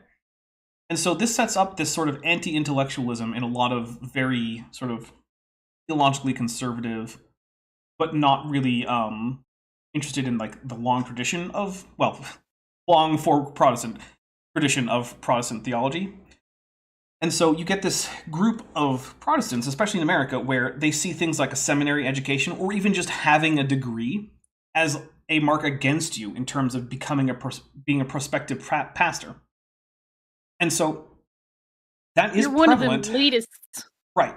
Yeah. It's sort of like, oh, the elites are coming to get us. And by the elites, they mean like someone who bothered to take Hebrew and Greek in a seminary so they could actually read the Bible. How dare they? And that's one thing, like, listen, if you sit down and study any kind of scripture with Jews who know Hebrew, they'll tell you, if anybody looks at you and says that scripture is clear on any issue, they are not telling you the truth. That's generally true. Language, this language specifically is ambiguous. And fundamentalists don't like that because they can't handle anything except for 100% certainty on all things because they're authoritarians. So anytime you say that something's not clear, they're like, oh, yes, it is. And they just cry. So, shaking and crying. Now, the reason I bring this up is because I think that this guy is probably at a church where they would consider college education to be not quite disqualifying, but definitely a mark against you in terms of being a pastor. My guess is that this guy is a high school... Unless you use your education to reinforce doctrines they already believe. Maybe. But my guess is that this guy basically reads at about like a 9th grade level. Because he probably graduated high school, but probably didn't do super well at that. And now I'm being very distracted. I'm a hater. I'm like, nah. There's a puppy chasing his tail out here, and it's very... I feel like there's it's like a pretty standard thing to say. Like it's almost like a catchphrase to say when you're giving like a speech or like a pastoral talk or whatever it's called. Whenever you're preaching, is to say that it's clear. The Bible says blah blah blah blah. The Bible says, and it's you're trying to give blah, people blah, blah, answers. Yeah, right. I mean, it's basic. Sermons are used. Okay. Sermon, that's the word I was looking Many for. sermons I'm not gonna ascribe. polemics. I'm not ascribing them ill intent. I'm just saying that they're not actually communicating what's there. So. All right, I'm gonna hit play. Anyway. And this is true science. I don't even know what true science means. It is science. It might not be true. That doesn't make it not science. I just think he's speaking another language. See, Vishanti's making the face from her emoji. DM Wing for $5 says 1 million views confirming turtles are the best tetrapod. Thank you very much. And we're going to look at later the anger at any mention of God. That's what's incredible. You know, when you look at this. That's what we call projection. Yeah, we're taking a drink for projection. That. Yeah, okay, look, I'm not going to say that there aren't angry atheists. It's a stereotype for a reason, right? Like, they exist. But by and large, most evolutionary biologists do not have time to worry about your religious stance. They're busy doing other stuff. They're busy doing true science. Right. Yeah, so... No, your average evolutionary biologist does not go around wringing their hands about the fact that people still believe in Jesus. Just absolute anger, the vitriol from anyone mentioning that they could actually be wrong, which is what we're doing here. So no God, no design. Some like creationists who just have a complete freaking meltdown like little toddler babies whenever someone says, hey, we actually don't need God to explain this phenomenon. Hedging his bets, da-da-da-da-da, and poisoning the well, da-da-da-da-da-da. Also, I don't know if you guys know, but basically what science is, when you get down to it, is a whole bunch of people telling everyone else, all the other scientists, that they're wrong. Like, that's what peer review is.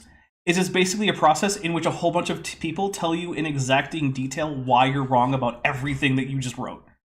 Yeah. Unless they can't. Listen, in which case it passes peer review. I'm with the fearmonger official on this. That's like, yeah, Mary Schweitzer always gets super mad anytime you bring up God. Yeah, Mary Schweitzer, the actual devout Protestant Christian. Former young Earth creationist until she started working on paleontology as a career. Until she started doing science and then realized, wait, I can still be a Christian and not to be a young Earth creationist. Yeah. Shocking. Also, they gasp. Elhan Teller has gifted 1 Dapper Dinosaur membership, which went to Rusky Rumi. We'll take a drink, and I'm sorry if you can hear someone having the zoomies in the background, because there's a puppy around. Puppy's got the zoomies. I mean, he was chasing his tail earlier. You did mention that. It was very cute. Didn't catch it, though. Every time he got close, it just moved away from him. I don't know what's going on there. Damn. Yeah. It's hard when you're a doggo. Actually, I have seen him catch his tail. He doesn't know what to do at that point. He's just like, well, now what? He just sits there with his tail in his mouth. All right. We're here by happen chance, and that's He said true it again. science right there. Now, what I'm going to do is I'm going to attempt to explain to you the most popular thought on evolution today. You didn't think you were going to come to church and learn about evolution, did you? Well, you're going. I did, because you literally titled I this. did, because you literally said it. Right. I mean, we're still not learning about evolution, though. Okay, to be fair, though, he is talking to his congregation, and he might not be someone who gives, like, the sermon topics beforehand. So maybe they didn't know that, and we did, because we're watching this from the future. So to be fair, maybe for his congregation that was true. Wait, so here we didn't go. he say So I evolution think it's teaches? good I'm going to mark that off on my bingo card. Oh, okay. for us to understand sort of where they are coming from. So this is the most popular thought on evolution today. Here we go, guys. The most popular thought on evolution today. We're going to get told it right now. Buckle up. Dapper Dino Dapper Dino plus this guy exclusive. But remember, this very well and probably will change in the future because so many of those things constantly change over and over. We're drinking for Why Is Science. And you can't handle it.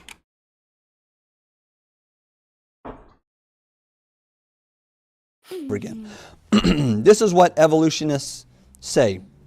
They state that every living organism comes from a common ancestor. I mean, yeah. That's universal common ancestry. Do we drink for he got something right? Yeah, sure. We'll drink for You did get something right. Yeah. I mean, is that the most like I don't everybody why on is he board pausing like this is some like they say that all living things come from a common ancestor? I honestly don't know. Sip of water. Every living organism comes from a common ancestor. That common ancestor was a single-cell microorganism that was probably a form of bacteria.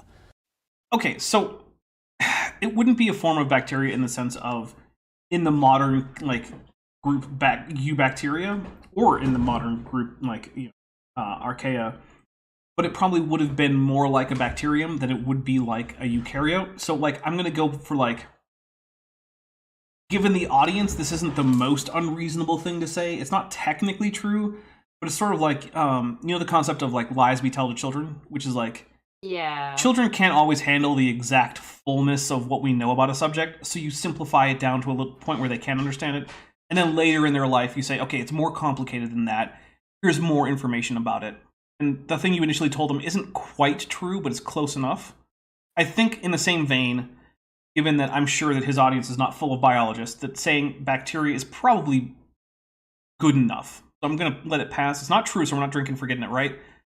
But I do think it's close enough. I'm not going to complain about it. My friends, you are bacteria. Yeah. Okay? No, that does not. Oh my god. And then you had to go and ruin it. I gave you all sorts of slack there, buddy. And then you had to say, you guys are back. I'm taking it. Mm-mm. No. You do contain some archaea. I contain bacteria. Yeah. You contain bacteria in terms of your microbiome. Also, each of your cells contain mitochondria, which were at one point archaea, which people sometimes think of as bacteria because they're not eukaryotes. So. Someone were to wash their hands, you would fall off. Okay, you would just be done. We're all bacteria. That single cell came in. That was a joke that didn't land. Not even his audience laughed. Wow, that is in very poor taste. It's also dumb. Yeah. Does he just think that germ theory doesn't exist? I don't know. I mean, I doubt it. Usually Christians don't have a problem with germ theory. Until it means they need to get vaccinated. Or they need to wash their hands. Yeah. Our friend Sixfly asks, you can simplify biology for a child, but can you simplify it enough for a creationist to grasp it? That's actually kind of a complicated answer because the thing is, they are motivated not to understand it. They have strong reasons, strong emotional reasons to reject it. Because accepting actual biology means a rejection of a major portion of both their identity and the thing that they think they're relying for their eternal, salvation. It depends Plus, on like, most if... of their straw men are oversimplifying it down to where it's incorrect. I think that you could get, like, an explain it. individual. Well, an individual, sure. But, Maybe. like, for instance, when Kent Hovind says, you think it rained on the rocks for millions of years, and then it came alive, like, that's so simple a child could understand it, but it's also not correct. So even if you were to dumb it down that far, they would intentionally misunderstand it. Savage Cobra, kind of official for $2, says this guy has major, and then a very long German word, energy, and I think it's like Pfeifengesicht? Pfeifengesicht? Yeah, something like that. Energy? Pfeifengesicht? I don't Ugly speak German very much translate, please. Right? Also, maybe put in the IPA transcription for how you say that word. Ways, okay? This is what they say, all right? So we got the single cell microorganism. We come from a single cell of bacteria.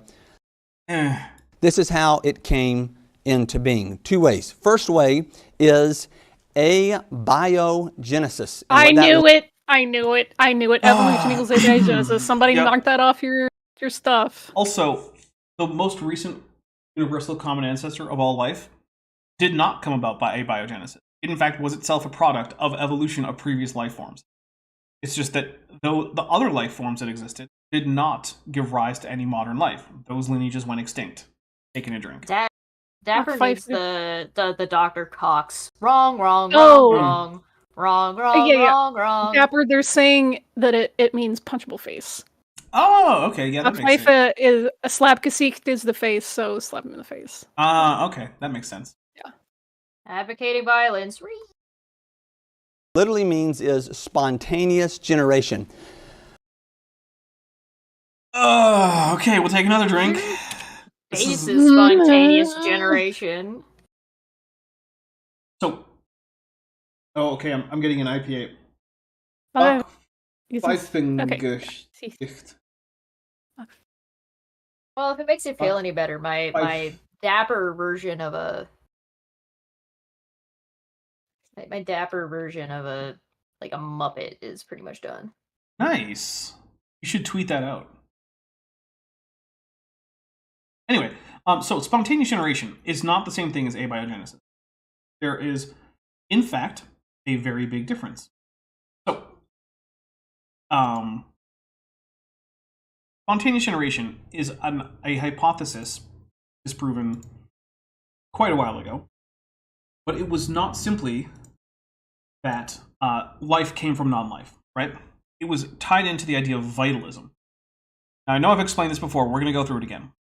Vitalism is the idea that there's this special life force that exists in organisms, and it is what separates living things from non-living things. Living things contain vital energy, according to this idea. And so, when things die, that vital energy can go into the creation of new organisms, because that vitalizing energy will leave the dead thing and go into either new matter, or it might reform the actual matter that the dead thing is made of. So, for instance, if you have some meat, that meat obviously came from a living thing, but now its vital energy isn't being used. So, some of it eventually might be used to energize portions of the meat to turn them into maggots. And that's where maggots come from. The vital energy of the meat turning into maggots. That was disconfirmed by Louis Pasteur doing multiple experiments to show that no, things like maggots and bacteria have to come from maggots and flies and other bacteria like that. It didn't just spontaneously create these modern organisms. Abiogenesis says that there are chemical processes which, in the absence of modern life that would outcompete it, can lead towards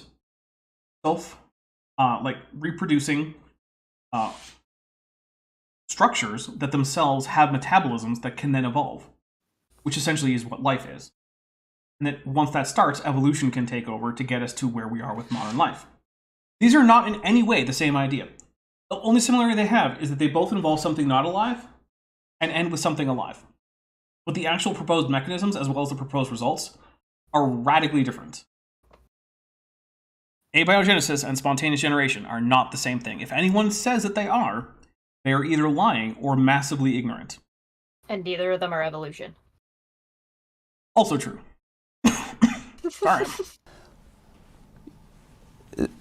Okay, I'm going to try to say this without laughing. Okay, you have nothing, and then you have something. No, that's not what either of those things are. Take a drink.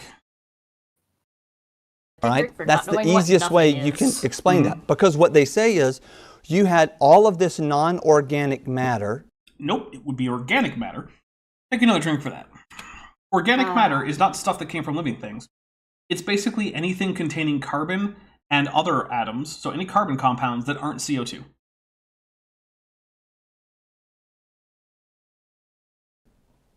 And then from that non-organic matter, you had organic matter. No, but also notice how non-organic matter isn't nothing. That's another key feature here. This is a man who does not know what nothing is. You had something that was non-living, and now you have something that is living. And under the right circumstances, they consider probably in the ocean at this time, non-living molecules came together, and there was some conductive state that happened, basically lightning, you know. And Now, lightning doesn't happen in the ocean. But also, lightning doesn't have to be the actual energy source. It's actually more likely, potentially, that it was actually some kind of chemical energy that was available. Because, I don't know if you know, but there are certain chemical bonds that when you break them, it releases energy. That's a whole thing. It's all kind of paraphrase. Professor David's like, these amino acids and these, building blocks, they're all in water, which is a real good way to mechanize reactions here. Mhm. So some people conductive love has getting to together in the water. He thinks conducting energy is something that has to be done by electricity, essentially. Yeah, it from seems like his it. description, and that is just not the way energy works. No, it's not. Yeah, and that's like the way And that even people. I know that, and I'm a goblin, and I live in a dirt hole. Well, that's the way people misread Frankenstein. The phrasing "spark of life." For some reason, people thought that meant zapping it with electricity, and I'm just like, yeah, no, that's not specifically what she said. Even though that's what a lot of people are doing. Yeah. All right, here we go. people say it was mud, other people say it was in the bottom of the ocean. And at this time, all of this electricity took place, and then boom, it formed. You had all the correct proteins, molecules. No, probably not Straight up proteins. saying first. it was electricity. Called Yeah. it. DNA, all this stuff, all comes. Nope, there was almost certainly no DNA involved in the first life. It was No. almost certainly all RNA. No, I'm just taking a there drink was- for how yeah, many no. things. RNA. Goodness. This is basically just how much can one man get wrong in one description of abiogenesis. Together, Which is and also now still not evolution, which is what he's supposed to be talking Mhm. about. Yep. you form a single cell that's actually alive, and that's Nope, the first life was probably not cellular. how it we're spontaneous. We came literally from nothing. Okay, Dude, You you think- can't. No! Oh my god, you didn't even describe it as nothing. Oh. Do you guys think that this guy He's could, literally talking about things on the earth becoming other things, and then he says that's nothing. Like, what, my man? Do you think this guy could define life? No. Like, Although give Does he a understand cohesive- what thing and no thing are? No. No. Although to be fair, life is actually not that easy to define. So there is I that. know, but he's talking about it like it is. yeah. So do you think he'd be able to give a No. a definition that is consistent and an accurate definition of life as he sees it? No, he couldn't.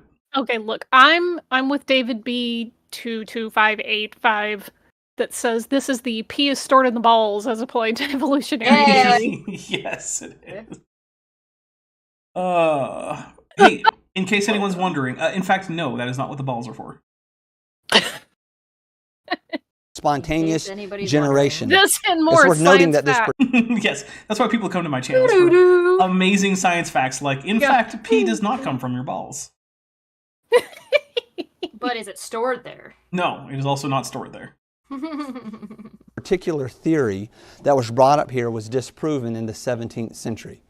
We'll talk about that more later. They didn't need this special stuff to disprove that now. They could literally disprove it back then. But Yes, spontaneous generation, which is not abiogenesis, was indeed disconfirmed hundreds of years ago. I hate the implication that apparently the rest of biology just didn't notice that fact. And they was like, who cares? We're just continuing with spontaneous generation. As if they weren't aware of Louis Pasteur and his experiments. That isn't something that gets taught. And none of them are ever wondering, like, hey, does that mean that this is a problem for abiogenesis? And then none of the actual origin of life researchers have ever gone into, like, why no, that's not a problem. I know those aren't the same thing. None of that has ever happened. Yes, it's a problem, but we don't care.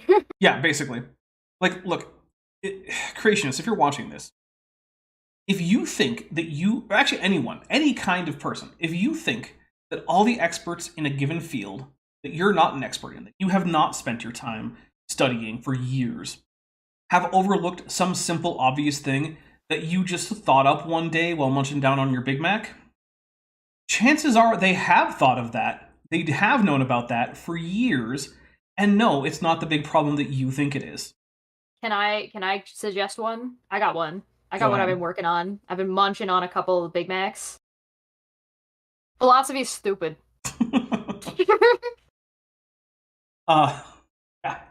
But like it comes up so much with like so many things. Like you'll hear like a flat earther say like, "Oh man, how could you see the Toronto skyline from across the Great Lakes?" Again, no one has ever thought of that. Because the Earth is flat. Yep. It's the only option is that you're right about this crazy thing that you believe that all of science says is wrong. Because apparently no one ever thought of, hey, how come sometimes I can see far away things? It's never occurred to anybody. But not all the time. Not just all the sometimes. time. Just sometimes. And it's the Hologram same, flat Earth confirmed. This is the same energy as like, hey, if maggots can't form spontaneously on rotten meat, how could the first life come about? Well, I guess science is stupid. Like, yeah. Science never considered this option. That is the exact same line of reasoning. Right, here we go. But it's still considered to be one of the more popular thoughts on evolution, okay? Except it's abiogenesis, but okay.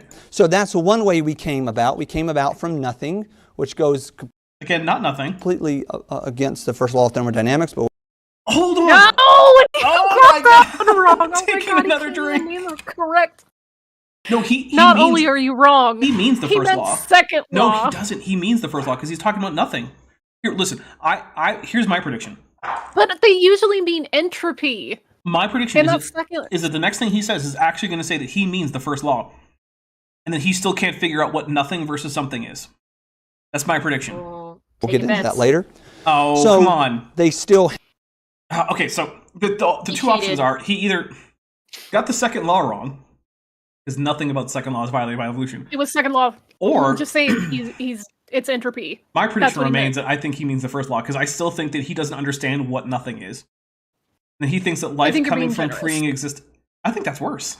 Make a chat poll. Okay. Chat, okay. What do you think? Yeah, okay. We need a poll. That's a good point. We do need a poll. Okay. Start your poll.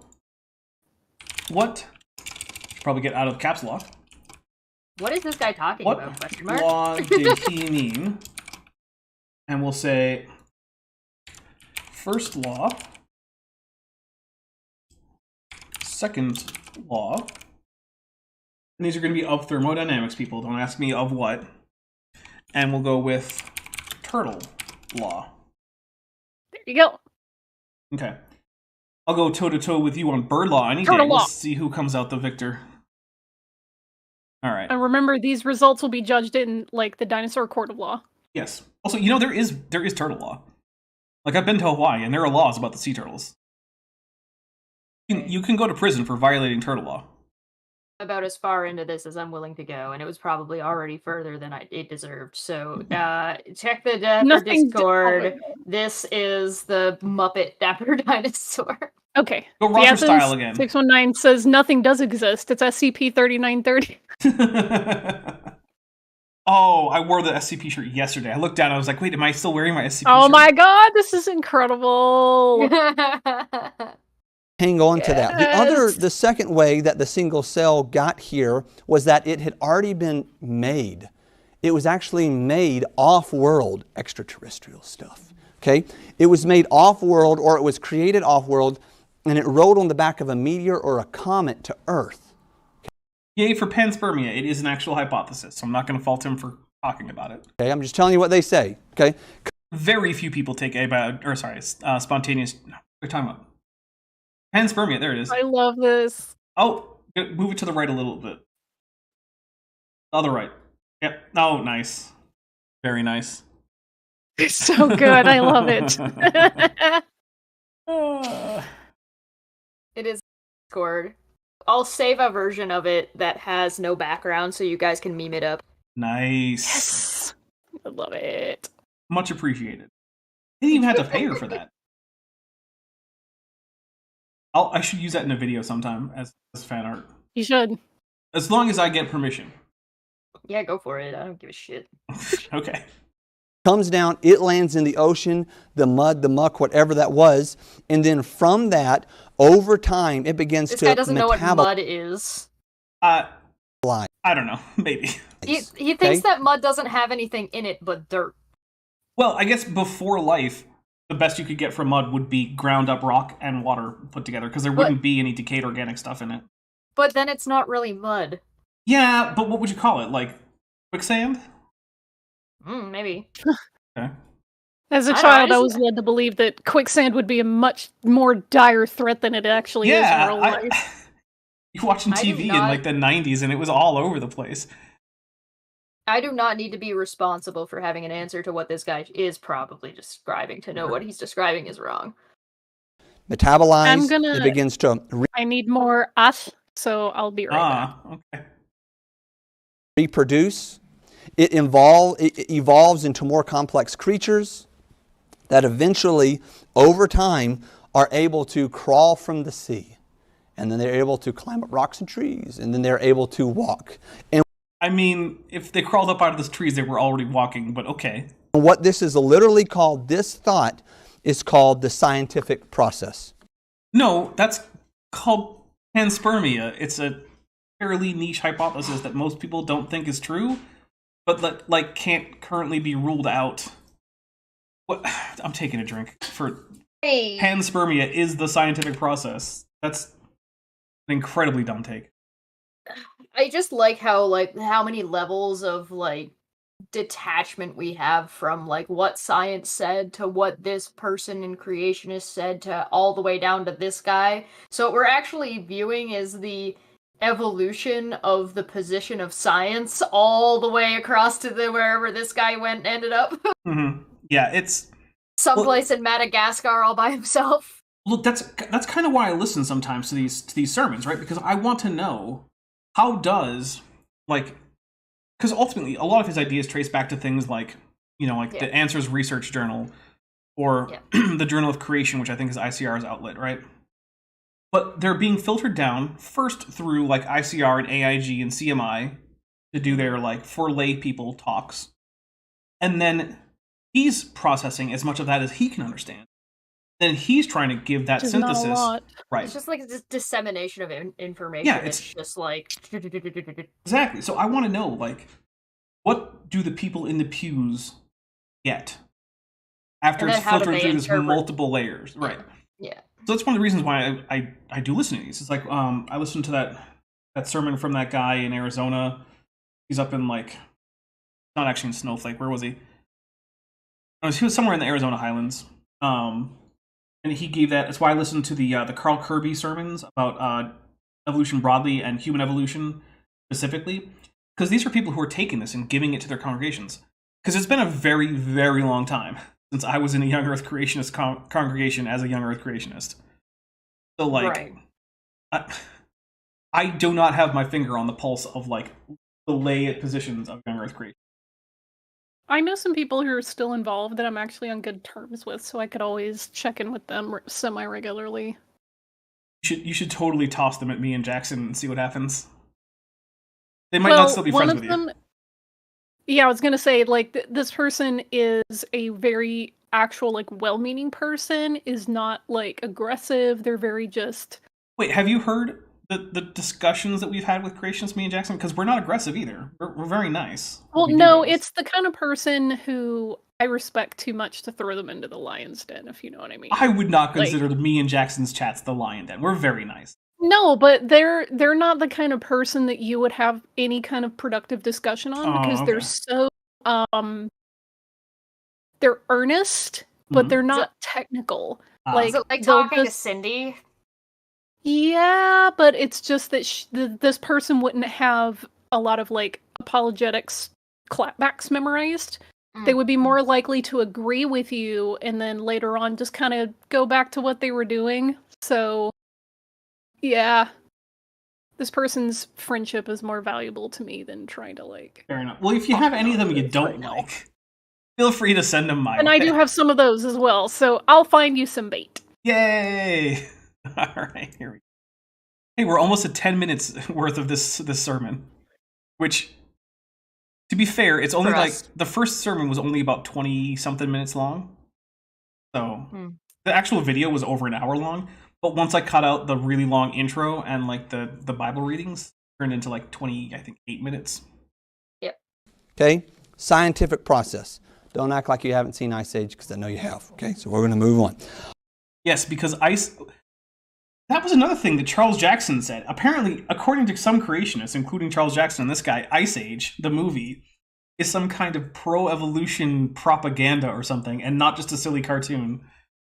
I do not get why. Like, at one point he was saying, like, you notice how the humans in Ice Age don't talk, but the animals do? See, they're trying to bring the animals up to the human level and degrade the humans into just animals as part of the evolutionary propaganda. I'm like, or maybe the animals So are then the focus why- of the story, and Right. maybe Then that why humans and are the animals just speak different languages.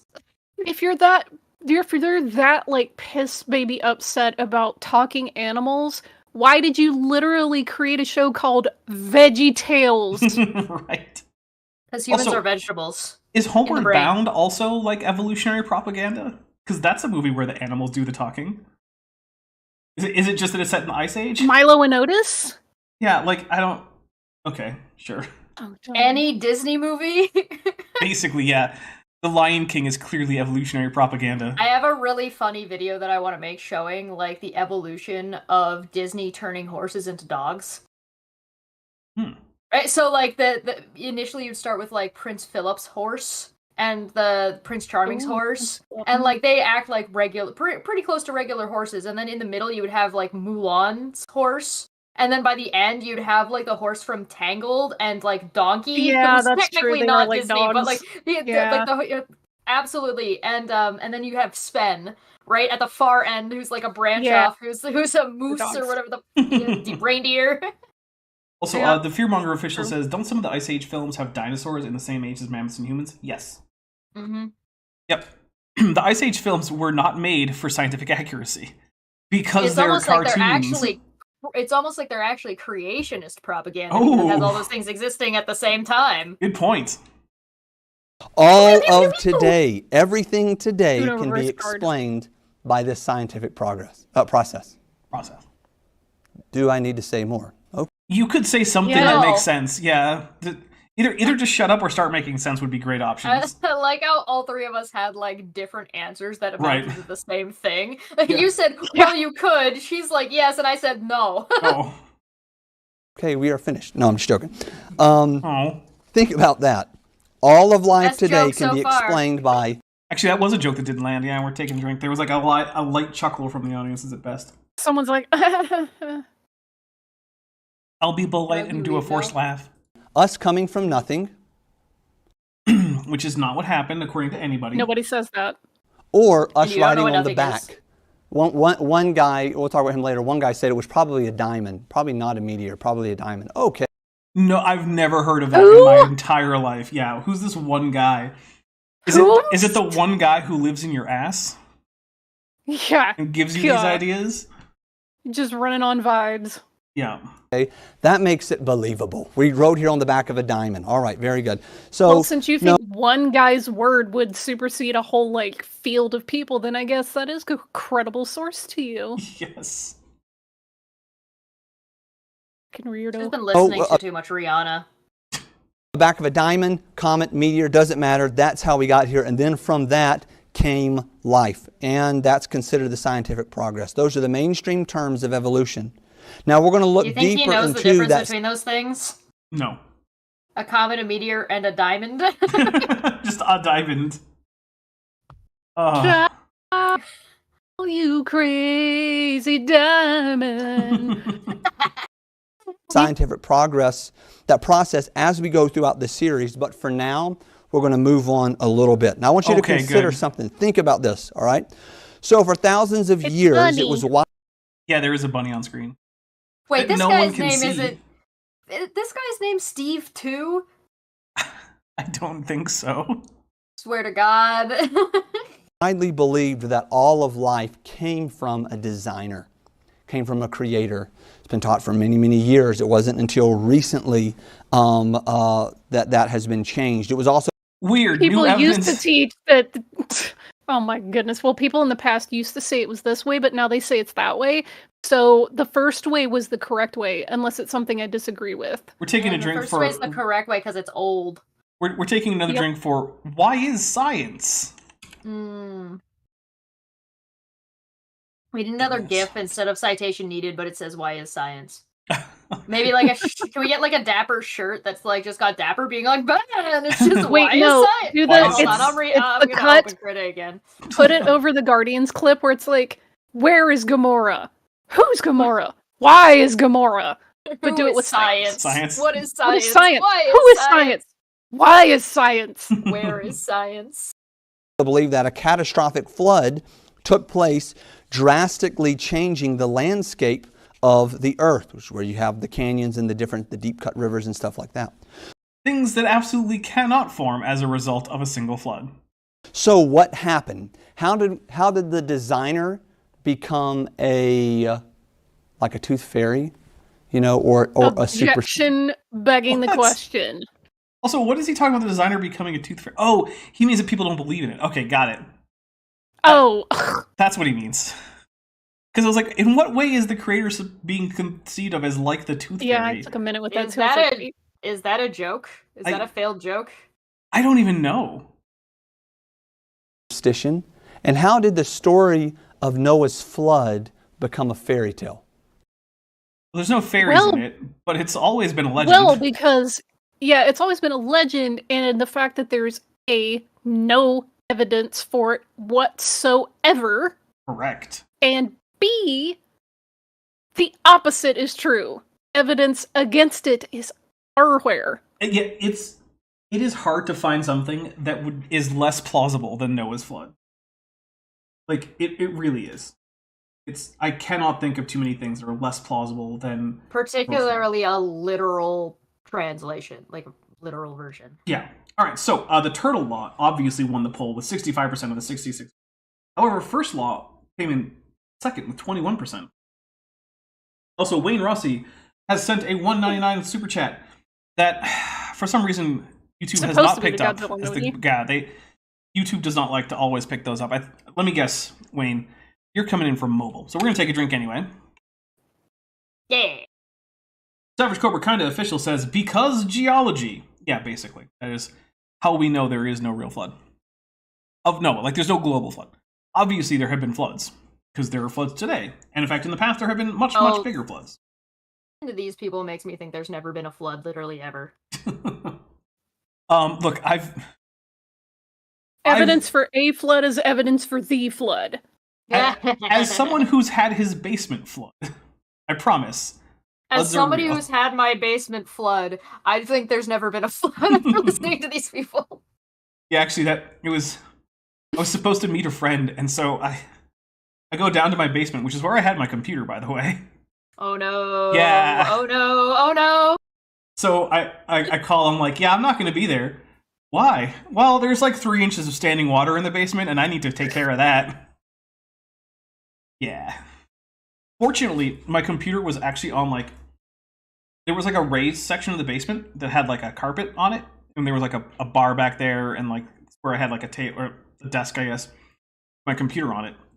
And it didn't actually quite top that section, so my computer was okay. But while the flood water was rising, I was like, oh, this could be really bad. And I'm like, okay, unplug things, put like all the cords up on the table just in case, and like, okay. And then I got out like buckets. I was like, using buckets to go to find a drain that was like, there was a drain outside, and I was dumping the water into that drain.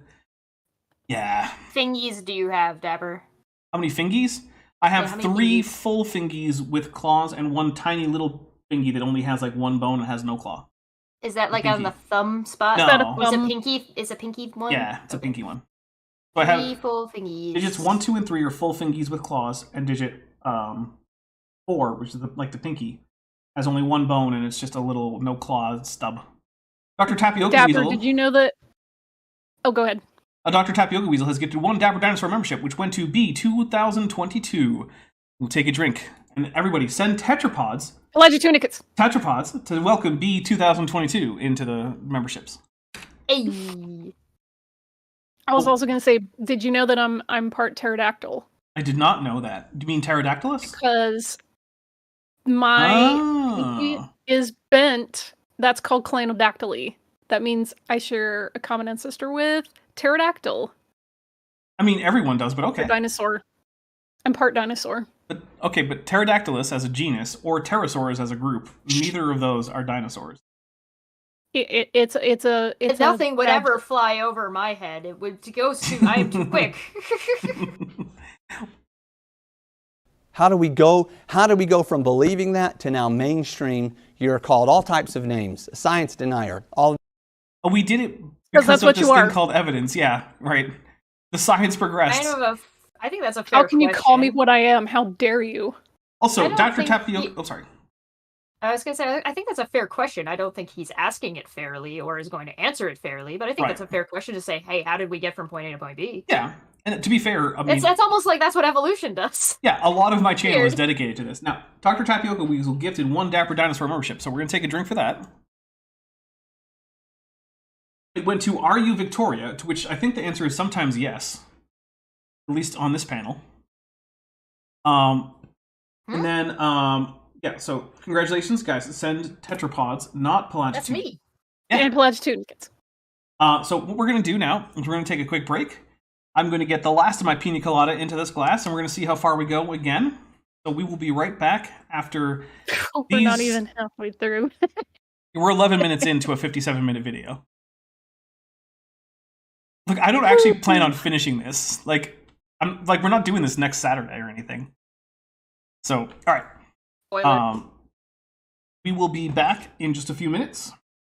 In the meantime, please enjoy these messages from people who are not directly sponsoring me, but also the musical stylings of Beethoven.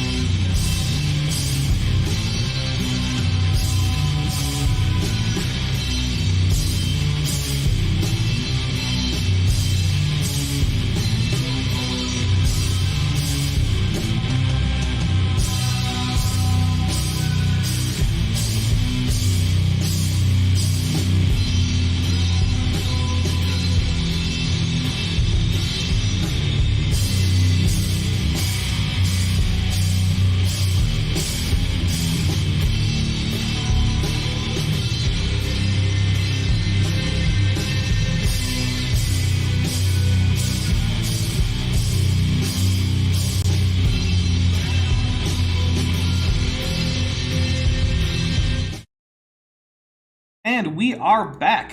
But of course, because we have to do an ad read per hour, I am going to give you our sponsor for today one more time, the last time for today, Glorios. Special thank you to Glorios for sponsoring us, and here we go. Conquering the Beta Quadrant is hungry work. When you need power to keep destroying the enemies of the Empire, eat Glorios, made with real Boreth chocolate, fresh targ milk, and sugar crystals. Glorios are the snack you need to fight for glory for you and your house. Double stuffed now available. Glorios. Thank you very much, Glorios. Much appreciated. Nice. I love that. All right. No, not tard milk. Targ. Targ. With a G. Not a D. Goodness. Anyway, let's continue on. These things, if you actually even give credence to that, even the thought of a designer will get you fired, can get you fired from your tenure at a university. First of all, if you're actually tenured, generally no. It takes... It takes really criminal hard offenses. to get rid of. Yeah. It's really hard to get rid of somebody after the fact. You have to do something like, like be a sex offender. Or like a violent criminal who's been beating students or something. If you're tenured, it's virtually impossible to get rid of. There are plenty of schools who have tenured professors they would love to get rid of. And they just can't. My Unfinished Journey for $2 says, AIG are a pretentious pack of petulant Peters. Nice. Take a drink for that. Okay. But also, in the stories about creationists being fired for being creationists, when you dig into it, it doesn't ever really seem to be the actual case. Like, when, what's his name? Microscope guy. Mark Armitage. When he was fired, and he said, Guy? yeah, he's a microscopist. That's like his job. He maintains and uses microscopes. Was his job. Well, I don't know what he's doing now, but the job he complains about being fired from was he was running a microscope lab. And the school decided to close the lab. You know what you don't need if you don't have a microscope lab? A guy who runs the microscope lab. So they let him go. And he was like, this is religious discrimination. And so he sued them, and they settled for some undisclosed settlement. And he's now touting that as like, see, they fired me because of my creationism. Yeah, okay, buddy. Okay. Yeah. All right. Hey, so this job that I worked at before doesn't exist anymore and the place closed. Obviously religious discrimination. I should sue them. Only possibility. Look, only Christians can use microscopes. That's the thing they don't tell you. So by getting rid of the microscopes, they were getting rid of the Christians. Obviously. Yeah, that's how it works. Cool. Well, we only want to get rid of Christianism. We don't want to get rid of Christians. Thanks, Matt Walsh. That wasn't actually Matt Welch. Different deal. That was Oh no, that was that Republican, like, what was it? Well, they're both on the Daily Wire. It was just a different Daily Wire guy. Okay. Thanks, Daily Wire. I'll go with that. There you go. That works. Look, Payasos. every Daily Wire, like, pundit just kind of blends together in my head. They're basically the same thing. Yeah. I do want to know how they would respond to, we don't want to get rid of Christianity, or sorry, we don't want to get rid of Christians, just Christianity. I mean, you could go look at the Twitter thread and find out exactly how they would say that. Oh, did that? I guess that did get asked. Oh, yes. Oh, yeah. There's actually an entire video. Oh, good. My guess is he didn't notice the irony or the real connection. Oh, no, there's an entire video over on a certain show that I may or may not have ever gotten paid to work on that is just, like, all that. And it's all about whole ass transphobia. It's great. Yeah. Oh, yeah, I put that individual on blast. So. Oh, shit. As well you should. Okay. What we're going to do is we're going to take a look at this. Now, there have been many men who have rejected the notion of a creator throughout time. We know that. That's true. Many women too, but sure. Okay. Take a drink. Lots of people have been like, nah, no creator. Not really revolutionary, but true. But there were three very, very important men who got us to where we are today. One man. Oh my goodness. Jessica for $4.99 says AIG are a variable volumetric vessel of vitriolic, vainglorious, vivacious viper vegetables, and sends a snake and an eggplant emoji. So I will take a drink, and I gotta say that is some excellent alliteration right there.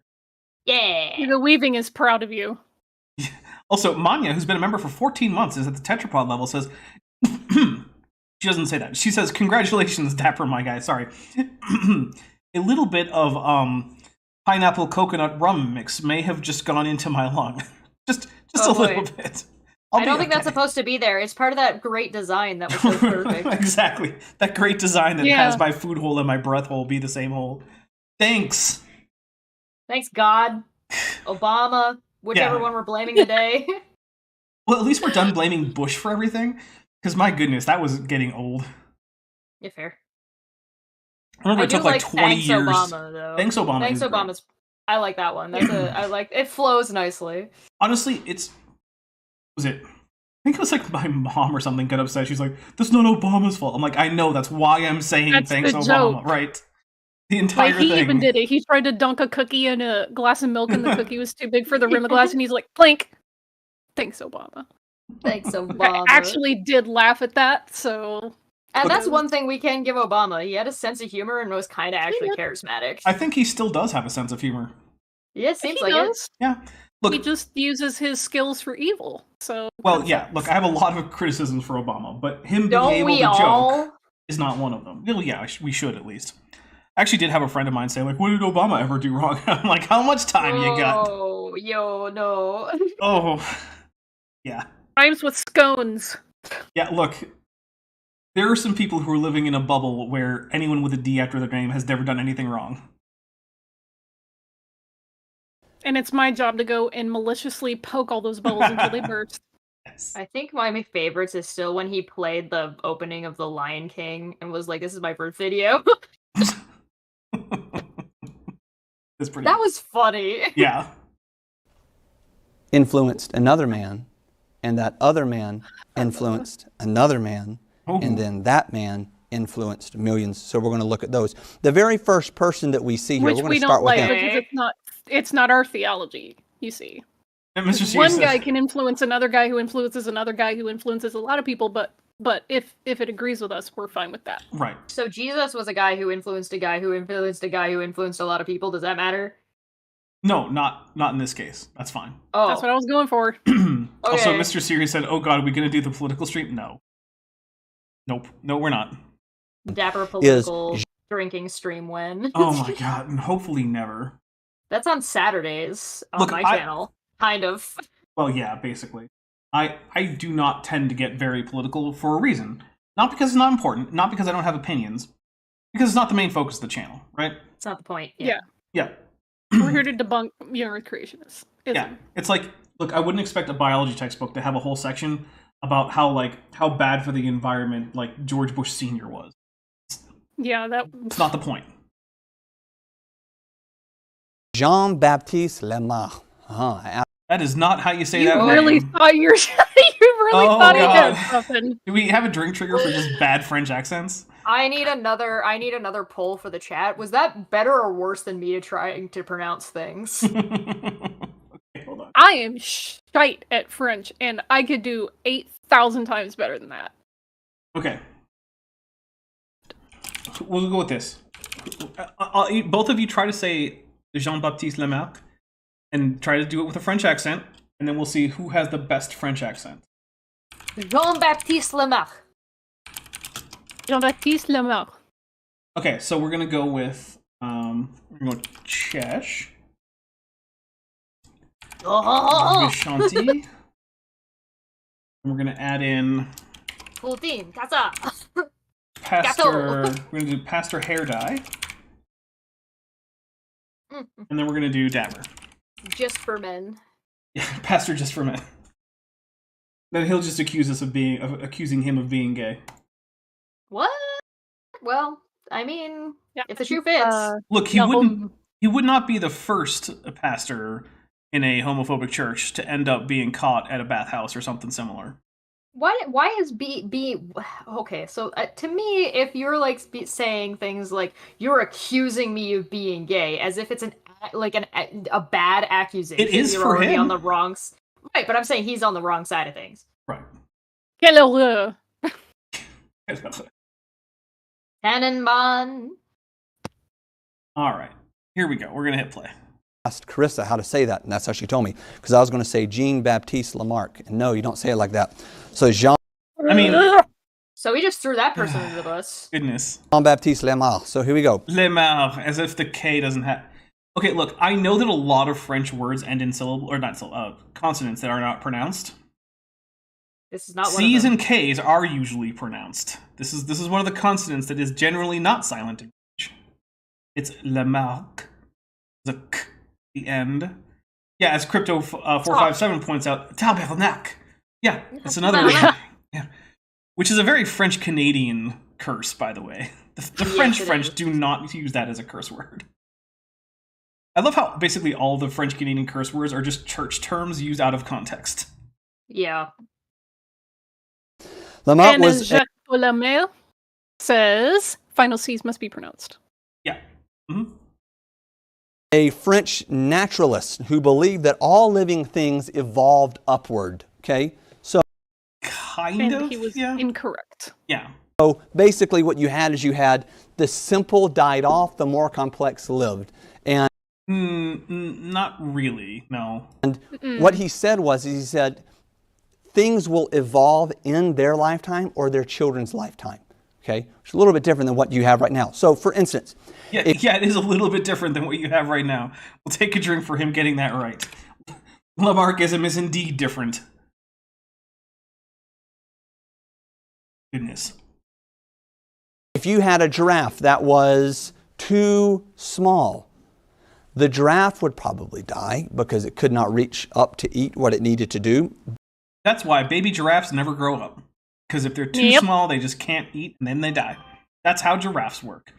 Because remember, the only plants that exist are tall, tall trees and short, short grass. There is no intermediate range of sizes in plants. I'm going to take another drink because that's... See, the chat's making me laugh. Like the Athens 619 says, omelette au fromage. Omelette du fromage. And You then just I roll R? always Did you say fromage? I always think of that Omelette du episode of fromage. Yes. Rocco's Modern Life where they're going to France and Heifer has his little Yeah. dictionary and he's looking up terms and he's like, Donnez-moi du papier toilette. And they're just like, There's- Rocco's like, what? The omelette du fromage comes from Dexter's Laboratory. It's the same kind of vein of Nicktoon. Yeah. There's also the stupid Canadian pineapple show called Télé Français. And it's just like a kids show that's not unsimilar to Sesame Street, but was a little bit more less like, oh, the letter H today, da da da. It wasn't letters, it was more words, so like palm and apple, stuff like that. So and the pineapple was horrifying. So besides the fact that it was the ugliest thing you have ever seen, it would always introduce itself. Right, so it would be like, "Oh, bonjour, je m'appelle na na na," and that literally translates to "Hello, my name is Pineapple." So the pineapple's name was Pineapple, and it was like, okay, all right, yeah, it's a kid's show. I'm just gonna start laughing about that Rocco's Modern Life. Yeah, do it. That show was great. Du papier toilette. It's But just so funny its 'cause he's children doing would it have longer necks. And from reach Okay, so the giraffe... So according to Pastor Hair-Dye, the way Lamarckism is, an animal dies because it can't eat, but that's okay because its children will be able to eat. Its children that somehow had, despite starving to death, presumably before it could reproduce, since, I don't know, you had to grow up in the first place. I'm taking a drink for this version of Lamarckism, which is, yeah, not very good. Also, do you think that's a small giraffe there, or do you think it's a far away giraffe? Oh, perspective. I knew that one would get Vishanti. reaching up It's so small. like that, you're away. actually going to increase your height. This is what he said over one generation. There's the secret. Some of y'all think you want to be taller. Do it. Just walk around like this all the time. You'll have Just great be posture. taller. Okay. So, fun fact, if you do actually stretch yourself and your spine on a regular basis, you will actually get a little bit taller due to your posture being more upright. Yeah. Yeah, hold your spine with less curvature. You'll be taller. If you're a upward Wow. walking weirdo human. Yeah, pretty much. Weird people out, but you will get taller, apparently, according to Lamarck. So Lamarck said that, he said, in the lifetime, we will see a change in that very lifetime. We will see evolution take place. The problem is that this was just proven just by observation. Like we could see all, which was interesting. He came out with this theory. Well, problem with that whole idea is that it's horseshit. So. Yeah, more or less.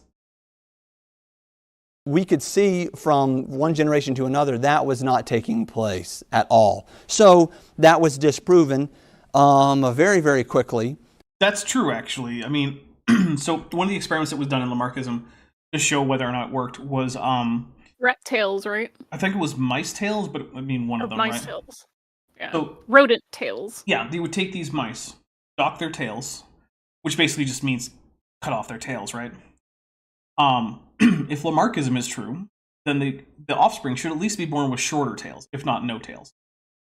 So now, mice and rats have very short generation times, right? So you can, over the course of a year, or even just a few years, you can show generation after generation of docked tail mice being born with normal sized tails. Because as it turns out, that's just not how genetics works. So yeah, I mean, yeah. So it was a pretty simple experiment, and turns out that doesn't work. Also, I've ended the poll, and I'm surprised because we have two-way ties. So apparently, Chesh and I have equally good French accents, and Vishanti and Pastor Hairdye have equally bad French accents. It's high, baby. 18%. So there you go. Well done to me and Chesh. I still say I know more French than she does, though. Japper's French is better than mine overall. Yes, absolutely, without a question. So's my Klingon. Oh yeah, that too. Well, you own the Klingon dictionary. I know you do. I do. I'm just really bad at reading. Oh, okay. Because I'm too busy doing dumb things like making you kind of look like Reptar. Which is much appreciated.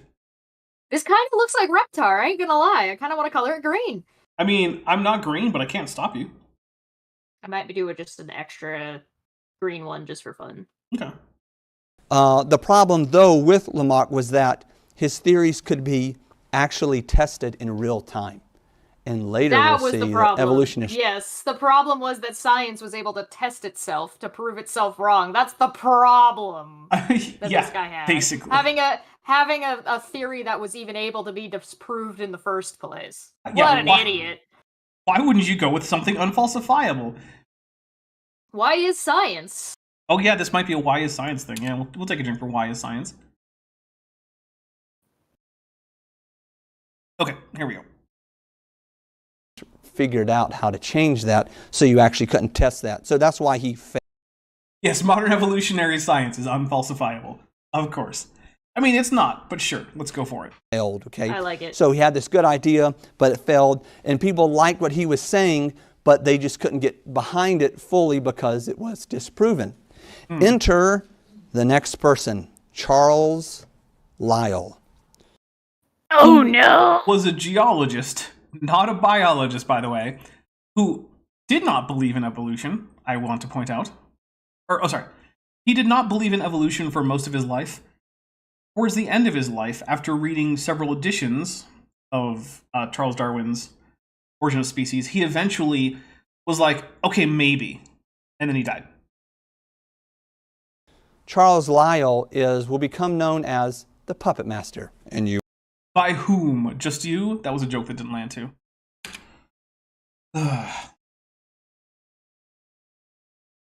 Okay. We'll see why. A Scottish geologist, Lyell hated the Bible. Lyell, the lifelong Christian, hated the Bible. Mm-hmm. That's something that didn't happen. I'm taking a drink there. Ooh, Chesh, the Athens 619 just called you out hard. Chesh has a 62 IQ, and it's all filled with D&D lore. Accurate. That's probably very true. But That might be a true goblin fact. If you put your glasses down, though, it goes to 63 because they're +1 to intelligence. Here you go. 63. Look at that. Savage Cobra. It's still all D&D lore. Savage Cobra, kinda official for $2 says, James Hutton, am I a joke to you? Hutton doesn't count. It's all Charles Lyell. Look, here's the thing. I think that he's largely ignoring James Hutton because it's harder for him to make the timeline work for James Hutton to be the mastermind behind evolution. Because apparently Charles Lyell is the puppet master behind evolutionary biology. Not sure how that works, but okay. He once called the flood account a diluvian bunch of humbug. Who does that sound like?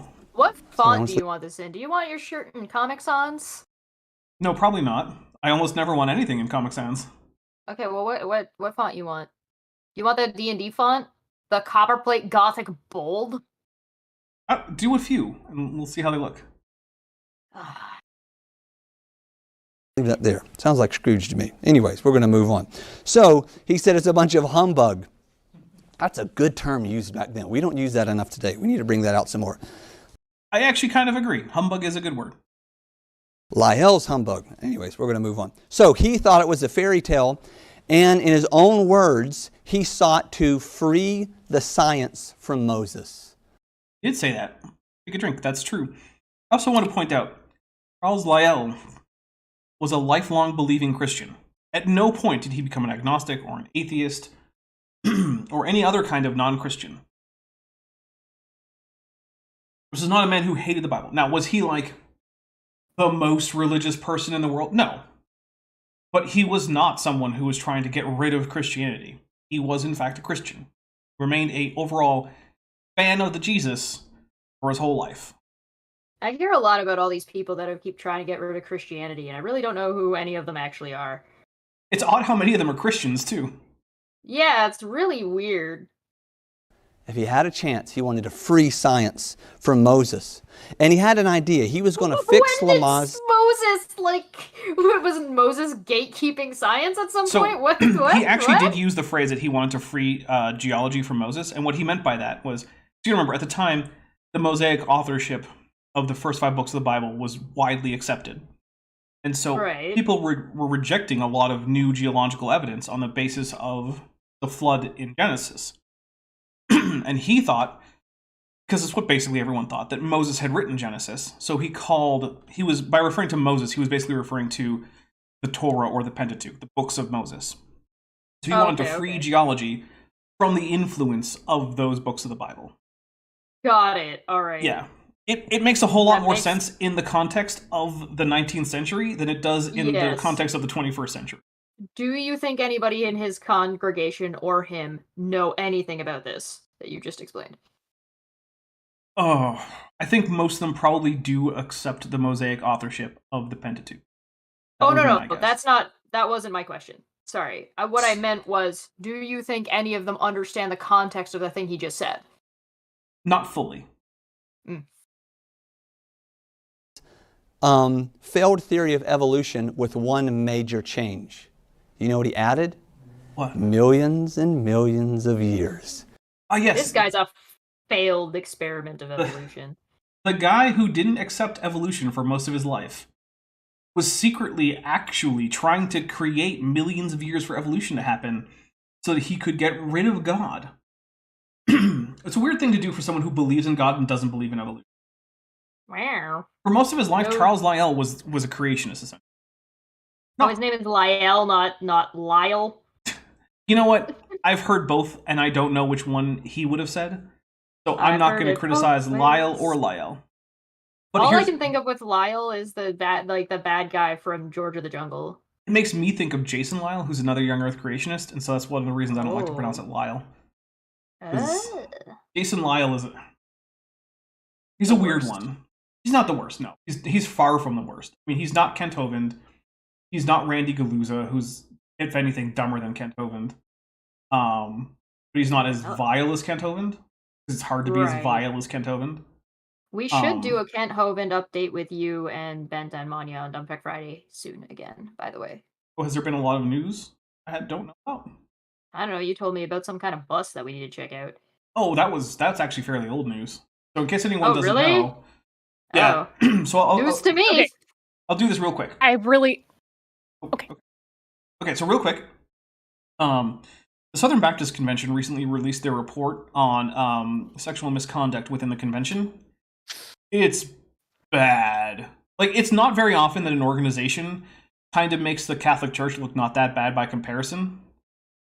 Yeah, bad. Yeah, the Southern Baptist Convention. So like this is a thing that happened a long time ago, but the report just came out. Is that my understanding? Yes, and it's their internal. That's why it's news to me. And it's their internal report, right? So Mm-hmm. this is how much they were willing to admit about themselves. I'm fairly confident there's stuff that they were like, let's just not talk about that thing. Yeah. So it turns out that a number of their buses, busing people to churches, were basically just busing children to be abused. One of those buses seems to be the bus that Kent Hovind brags about having driven back before he was a preacher. Ooh. Yeah, he drove the abuse bus. There's a word that rhymes with grape but doesn't have a G in it that I would use to refer to how this bus was being used. Now, to be fair, there's no evidence that Kent Hovind was the one doing this act. However, he was driving children to have that done. I don't know if he knew that that's what was going on, but I would not be surprised if he did, given his history of things like child abuse and spousal abuse, because he's admitted multiple times to abusing his children in more than one way, including physically. So, yeah, that's... But all that has also been covered by Paul on one of his annual Kent Hovind updates. So if you want more in-depth on that, check out the Apologia Kent Hovind update featuring Atheist Jr., who, actually, Atheist Jr. is the one who did a lot of that legwork. So props to him for, looking into stuff that, for the sake of my own sanity, I would probably try not to look at. Because, it's pretty bad. Yeah, Lee German Truth says, a non-consent mobile? Yeah, basically. Mm-hmm. Yeah. And now, in doing so, he had figured something out. I like that just broke Chash immediately.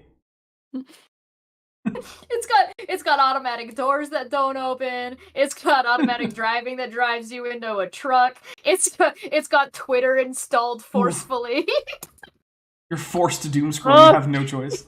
Anything that you could ever not want is on the non-consent mobile. It's like you're trapped inside, and it's like that episode of Black Mirror where you have to watch the ads before you can go to other things. You can go anywhere. So you have to scroll Twitter before you can go forward. You can accelerate. It's stealing all your personal data. Yeah. All right, here we go. Lyle knew that by adding that much time, it would make the theory impossible to test. The theory he didn't believe in, by the way. Because you can't, over millions of years. Well, are you alive for millions of years? Okay. Oh, then God. Who is to say? So, actually, that something is supposed to have happened a long time ago doesn't make it unfalsifiable. Many ideas about the distant past have been disconfirmed. For instance, people once thought that Iguanodon had a big nose spike. It turns out it was a digit 1 ungule. The hypothesis that Iguanodon had a nose spike was disconfirmed, even though Iguanodon didn't have that nose spike anytime recently. It was millions of years ago. It's really, it's honestly, it's that easy. You can disconfirm things about the past. If there were evidence that disconfirmed universal common descent right now, which there could be, then it wouldn't be true in the deep past either. If you could find some barrier to evolution that prevents certain amounts of morphological change over time, such that, the kinds could be reasonably shown to be distinct and not possibly related to each other, that would also disprove universal common ancestry. It doesn't matter how much time you have, because you've disconfirmed it. The time makes it not already impossible, basically.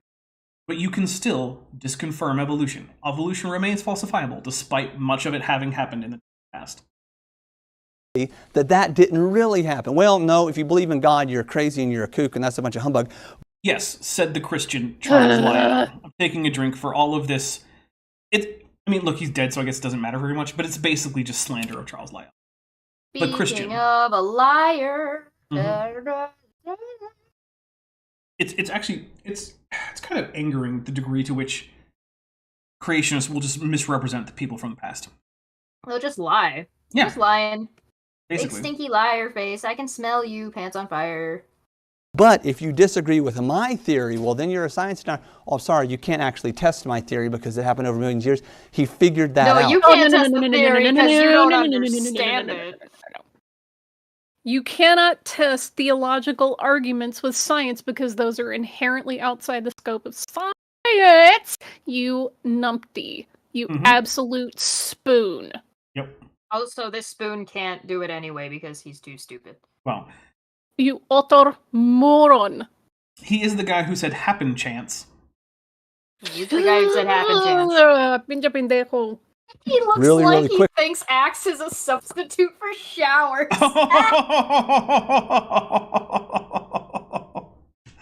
Oh, Savage Cobra. Ouch. Oh, savage. That's rough. Oh my god. You're not wrong, though. He does look like he thinks Axe is a... Okay. He looks like he's like trying to roleplay like the discount Andrew Tate. Ooh. Goodness. Ugh. Yike. And he began to push that. He found that if it was impossible to test those theories, then people would actually buy it, and it actually worked. What this is called is uniformitarianism or gradualism. He actually is an easier word got for it, that okay? out in one attempt. Yeah. Someone probably helped How him many spell weeks it. do you think he practiced?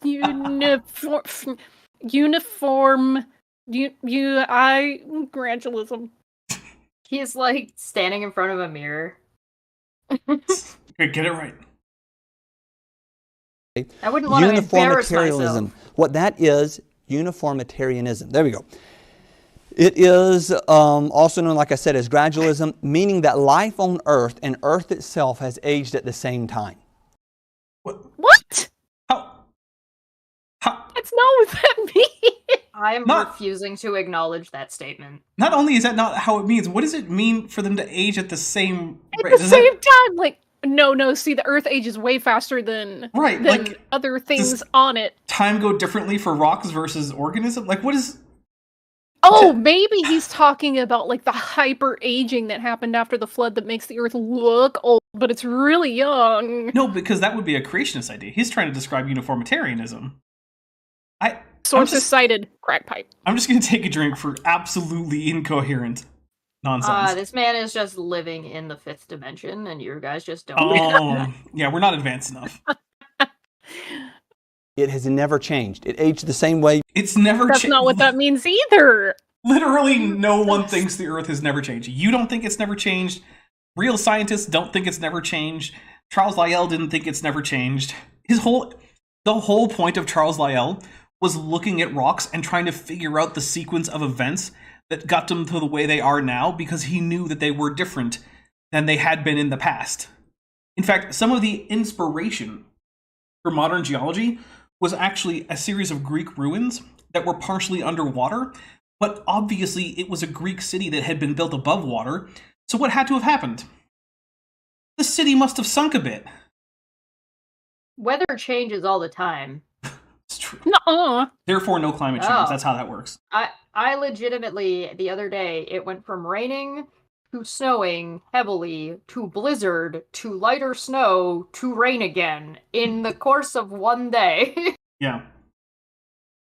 In fact, this was actually not an example of global warming, this Greek city. What actually happened was that area was actually subsiding, so the physical land was actually sinking. And yes, Mark Rose has appropriately used the straw man emoji here. This person has never looked at like Google Images and looked at Hawaii. Yeah, so to reiterate, because there's also questions about sea level rise, this is primarily a result of land subsidence. There was some small amount of sea level rise, and that is happening to an increasing degree today. But in this particular instance, we were looking at land subsidence, which is also a thing.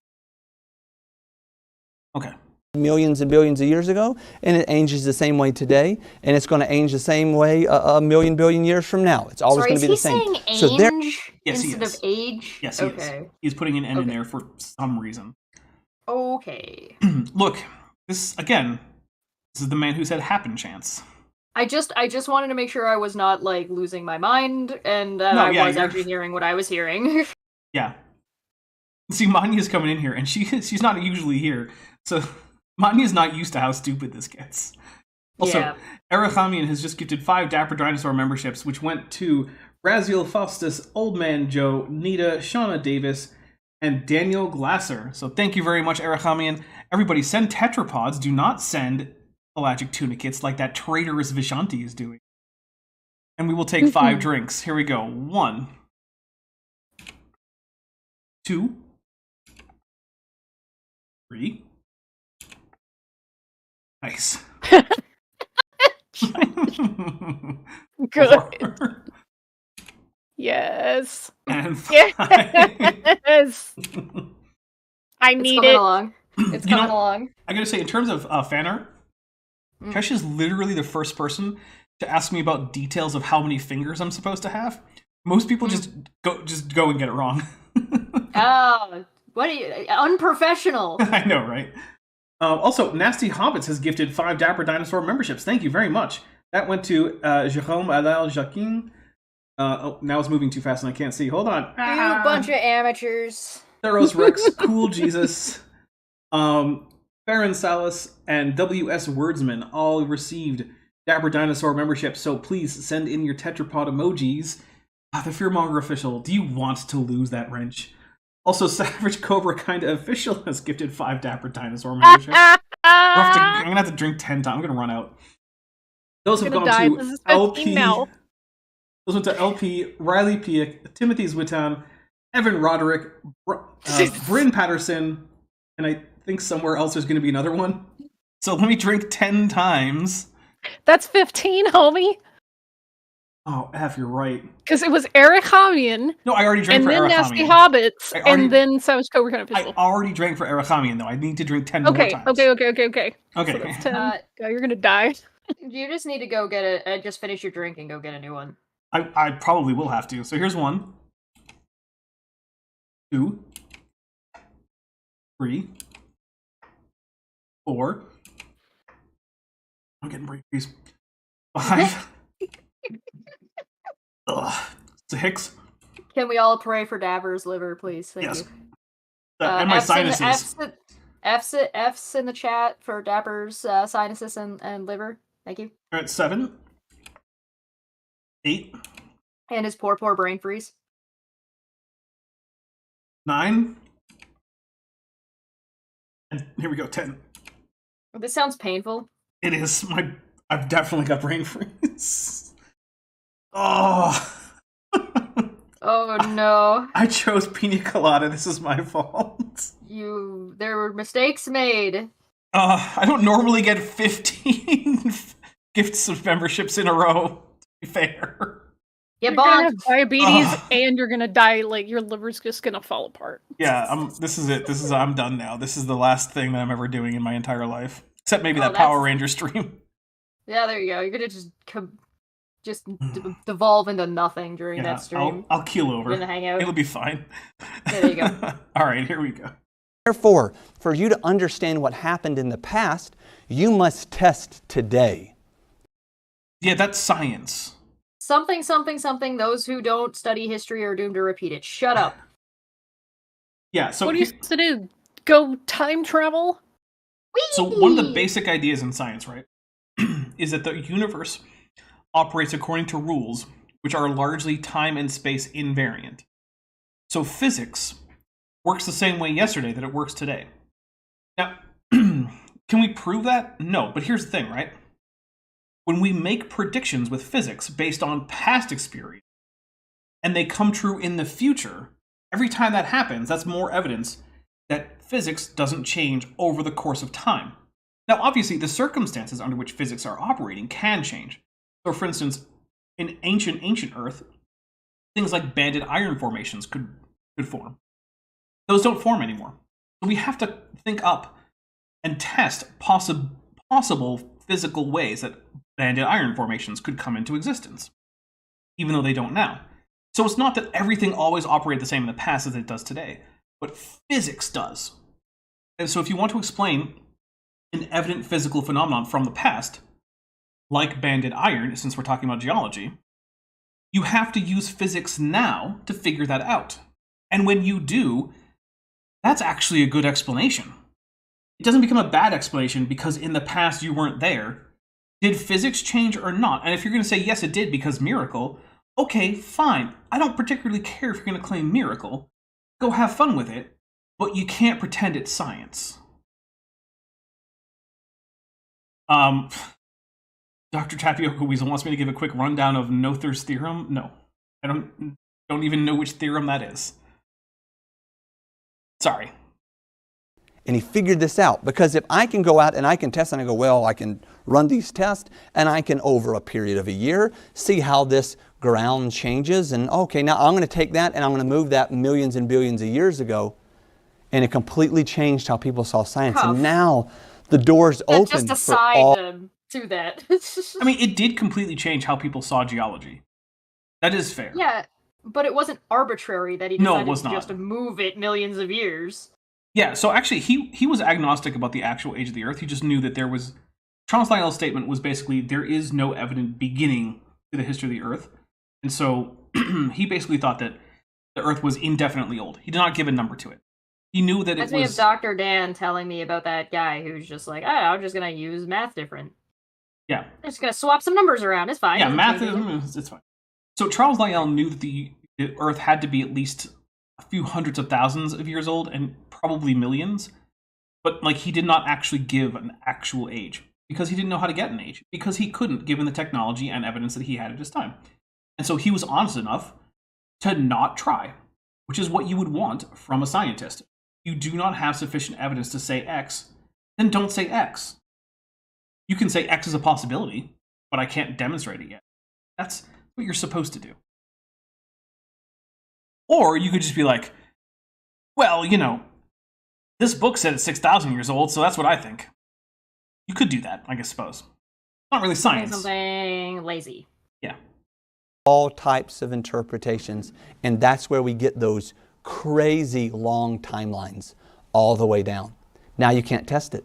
If you want to test it, yeah, test today, and then We do. apply Let me that go to... back in time. We have literally, that is what we do. We test today. That's the only option we have.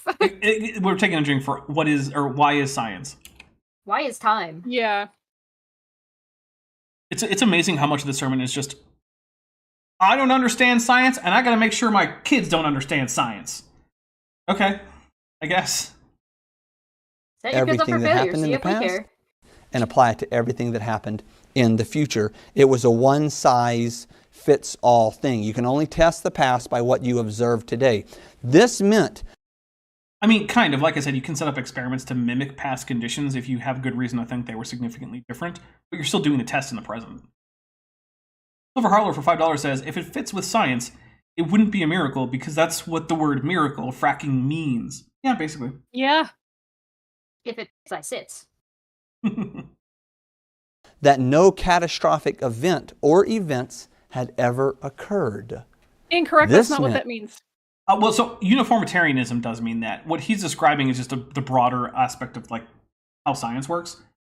Uniformitarianism... And I'm just like, literally, it doesn't mean that, like, no catastrophic events ever happened ever, because, I mean, Right. we know volcanoes freaking exist. So uniformitarianism They actually... knew volcanoes existed, so it's not They like, did. oh, no, there were never any catastrophes. Now, I want to say uniformitarianism is no longer the operating principle in modern geology.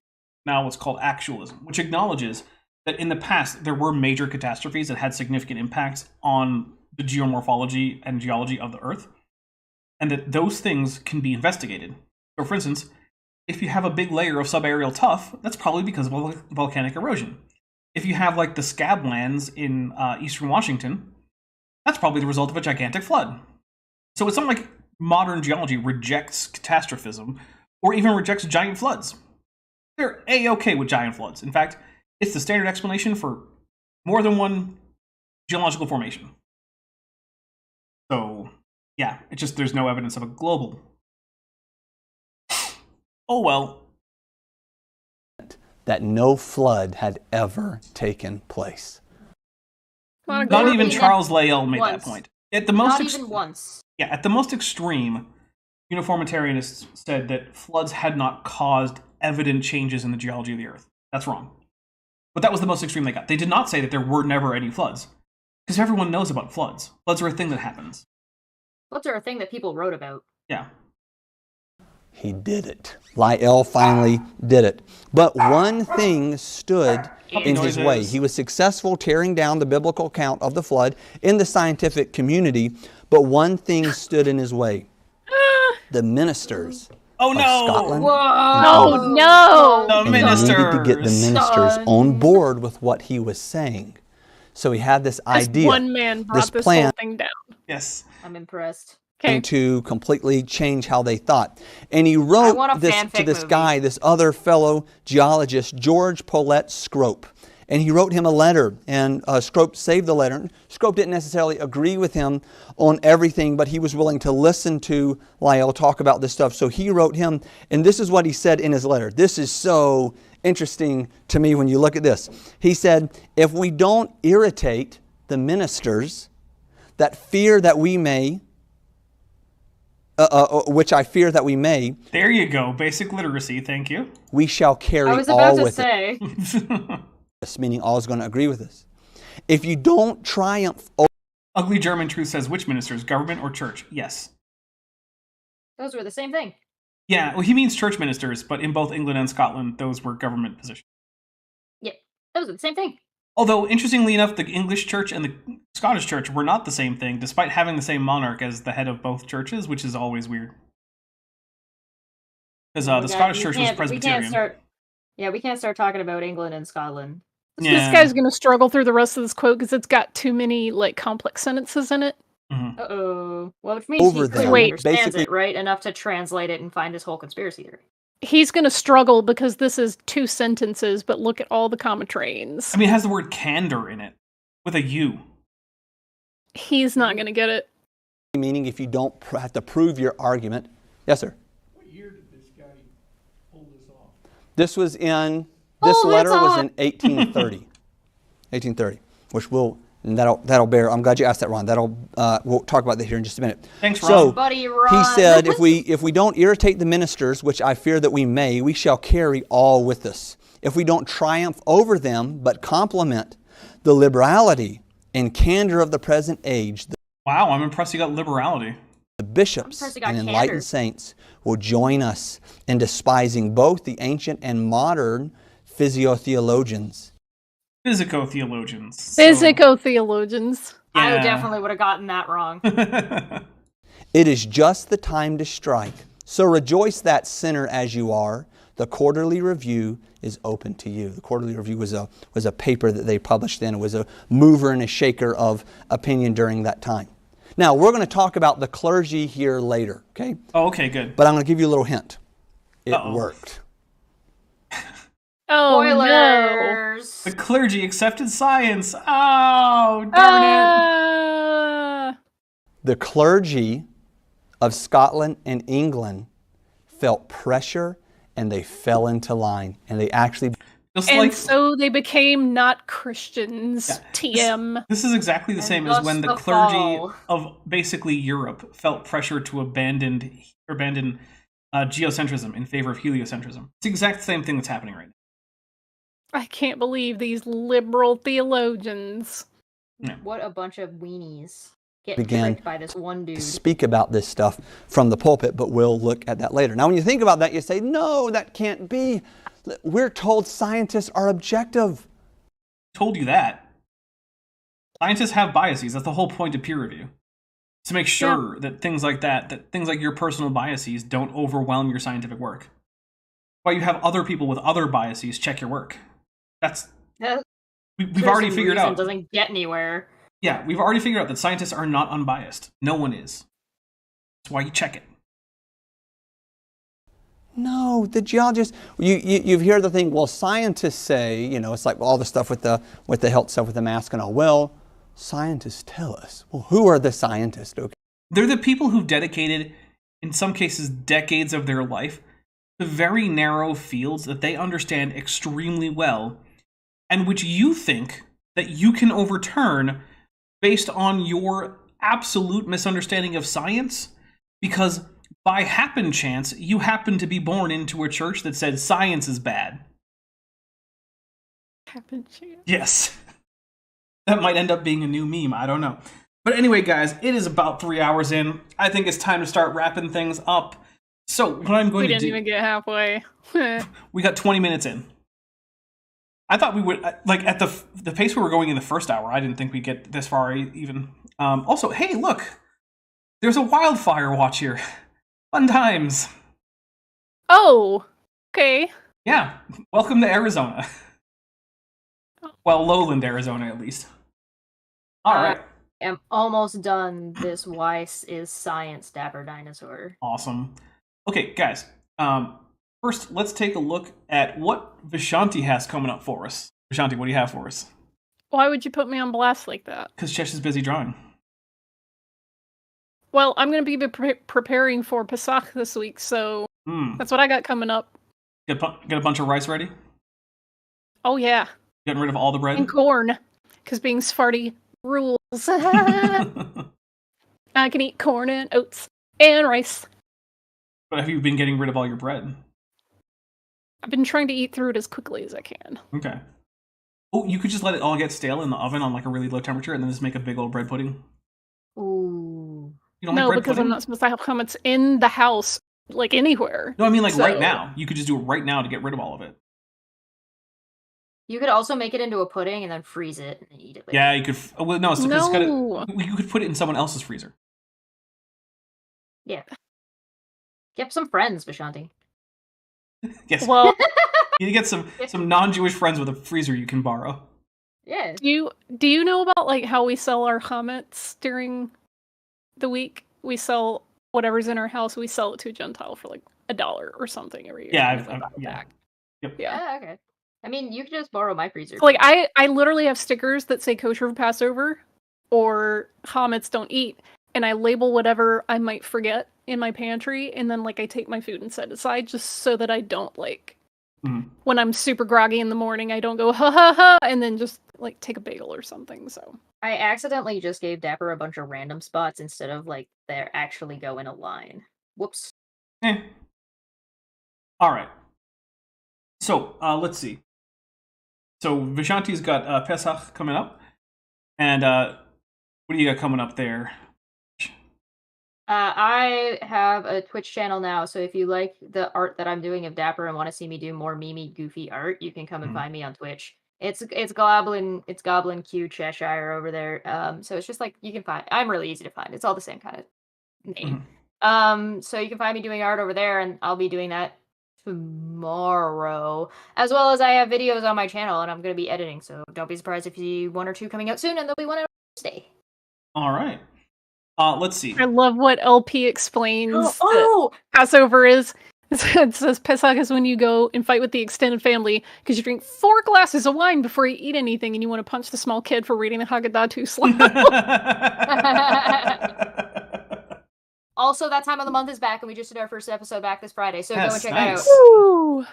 I'm so excited. Okay. It was really good. It was really fun. All right, so I'm going to pull up a calendar so I can see what's going on. So, let's see. On the 4th, we will be doing... I am presuming we're going to be doing Kent with Bent. There is a small chance that Bent might not be able to make it, and we'll have to do something else. Big chance that might happen. Don't worry, he's okay. Let's see. Then on Thursday, we're going to be... Dare he do other things for I a know, monster. right? Ugh. So let's see. Unbelievable. On the 6th, we're going to be premiering the Supercut, the movie version of the Amazing Creatures Obvious Evolution, which was about those 2 old men who went around saying things like, gee, aren't reindeer neat? I guess no evolution. When does the next series come out? You know, the one that I'm asking for. I have been waiting so long. I know you have. You do, like, you could keep track of this. Like, it's public information for... Or not No! public, but for my patrons and whatnot. Let's take a look. Let's take a look at what I have that has not come out yet. Give me a second while I switch my view to unlisted stuff. So, after that will come, yes, the next series will start on the Thursday, on the 13th. Is that when? That's the date? That's the date that the next series starts, yes. And it's the one that I want, the one that I've been asking for? It's the one that you keep bugging me about. The one I uploaded in the middle of December is finally going to come out in the middle of April. I feel like I've just been caught in some kind of drama that I'm just like completely unaware of. Vishanti Yes. has a favorite series of I'll tell you mine, after. and it was uploaded in December, or it started being uploaded in December. And she's been asking me waiting so long. like weekly. Almost weekly. Yeah. When is this Oh going my to come God. out? When is this going to come out? When is this going to come out? So yes, it's finally here. Congratulations. I know you've been waiting for this day for months. Oh, you know what? So yeah. Everything's coming up Millhouse. Yes, on the 8th, I'm planning on having a Dapper Reacts, which I will invite Vishanti to. And yeah, that's about as far ahead as we're going to look. Let's see. I think that's basically it for this channel. So unless anyone has anything else they want to add before we get out of here, we're going to get out of here. I have one thing that I want to add. Okay. Oh my goodness, I'm getting dizzy. Oh my goodness. Nice. Hold I on. love this. Oh, Oh, We have to go to Wrong way. Australia to read it. you flipped it horizontally, not vertically. Flipped it on the x-axis, Chesh. You flip it on the y. Just flip back on the y-axis, okay. Ah, There it is. Now it's backwards. Okay, we'll take it. Love this. So, like, here's the thing, though. The text is backwards, but the monocle is on the correct eye. So, you know, because in case anyone doesn't know, it's my right eye that has a monocle. Fish is muted. Anyway, guys, thank you very much. I really appreciate it. And also, thank you so much to all of you for getting me to 1 million channel views. Because I guarantee you, it wasn't me who sat there and clicked play 1 million times on my videos. So, I really appreciate it. The next big milestone is going to be 10,000 subscribers, and we're getting close. I believe we're at 9.67 thousand. So, you know, what's that, 330 or so more subscribers? So, yeah, look forward to that. And I hope I see all of you on Tuesday. Bye, everybody. Thanks for watching, but before you go, I just want to say a special thank you to my channel members and my patrons, especially those pledging $20 or above. Bob Knob, Work in Progress, Ben Tovand, Tapioca Weasel, Cynically Skeptic, Denny5252, Elderon Teller, Farava, Ian Chen, Landon Knoll, Mabdy Babbity, San, Sphincter of Doom, and the Venerable Bede. As you probably know, YouTube is a very volatile platform, and from month to month my income on the channel can swing wildly. But the people you see on screen are directly supporting so that I don't have to worry too much about that, and the channel can keep going as it is, and perhaps even improving. If you'd like to join this team, there are links below to join the channel or in the description to join the Patreon. The Patreon starts as low as $1 a month, and the channel memberships start as low as $1.99 a month. On Patreon, you can even get a discount for pledging annually. If you do decide to pledge, you'll get access to an exclusive Discord server just for channel supporters, as well as early access to all of my pre-recorded videos, often up to 2 months in advance. Higher tiers will unlock even better perks. Now, if the annual or monthly pledge isn't right for you, but you still want to support the channel, there is a merch store down in the description, as well as an Amazon wishlist, just for me. And if financial support isn't something you can or want to do, then if you still want to help out the channel, please just like and share these videos and make sure you comment on them. It really helps the channel out. Thanks again for watching.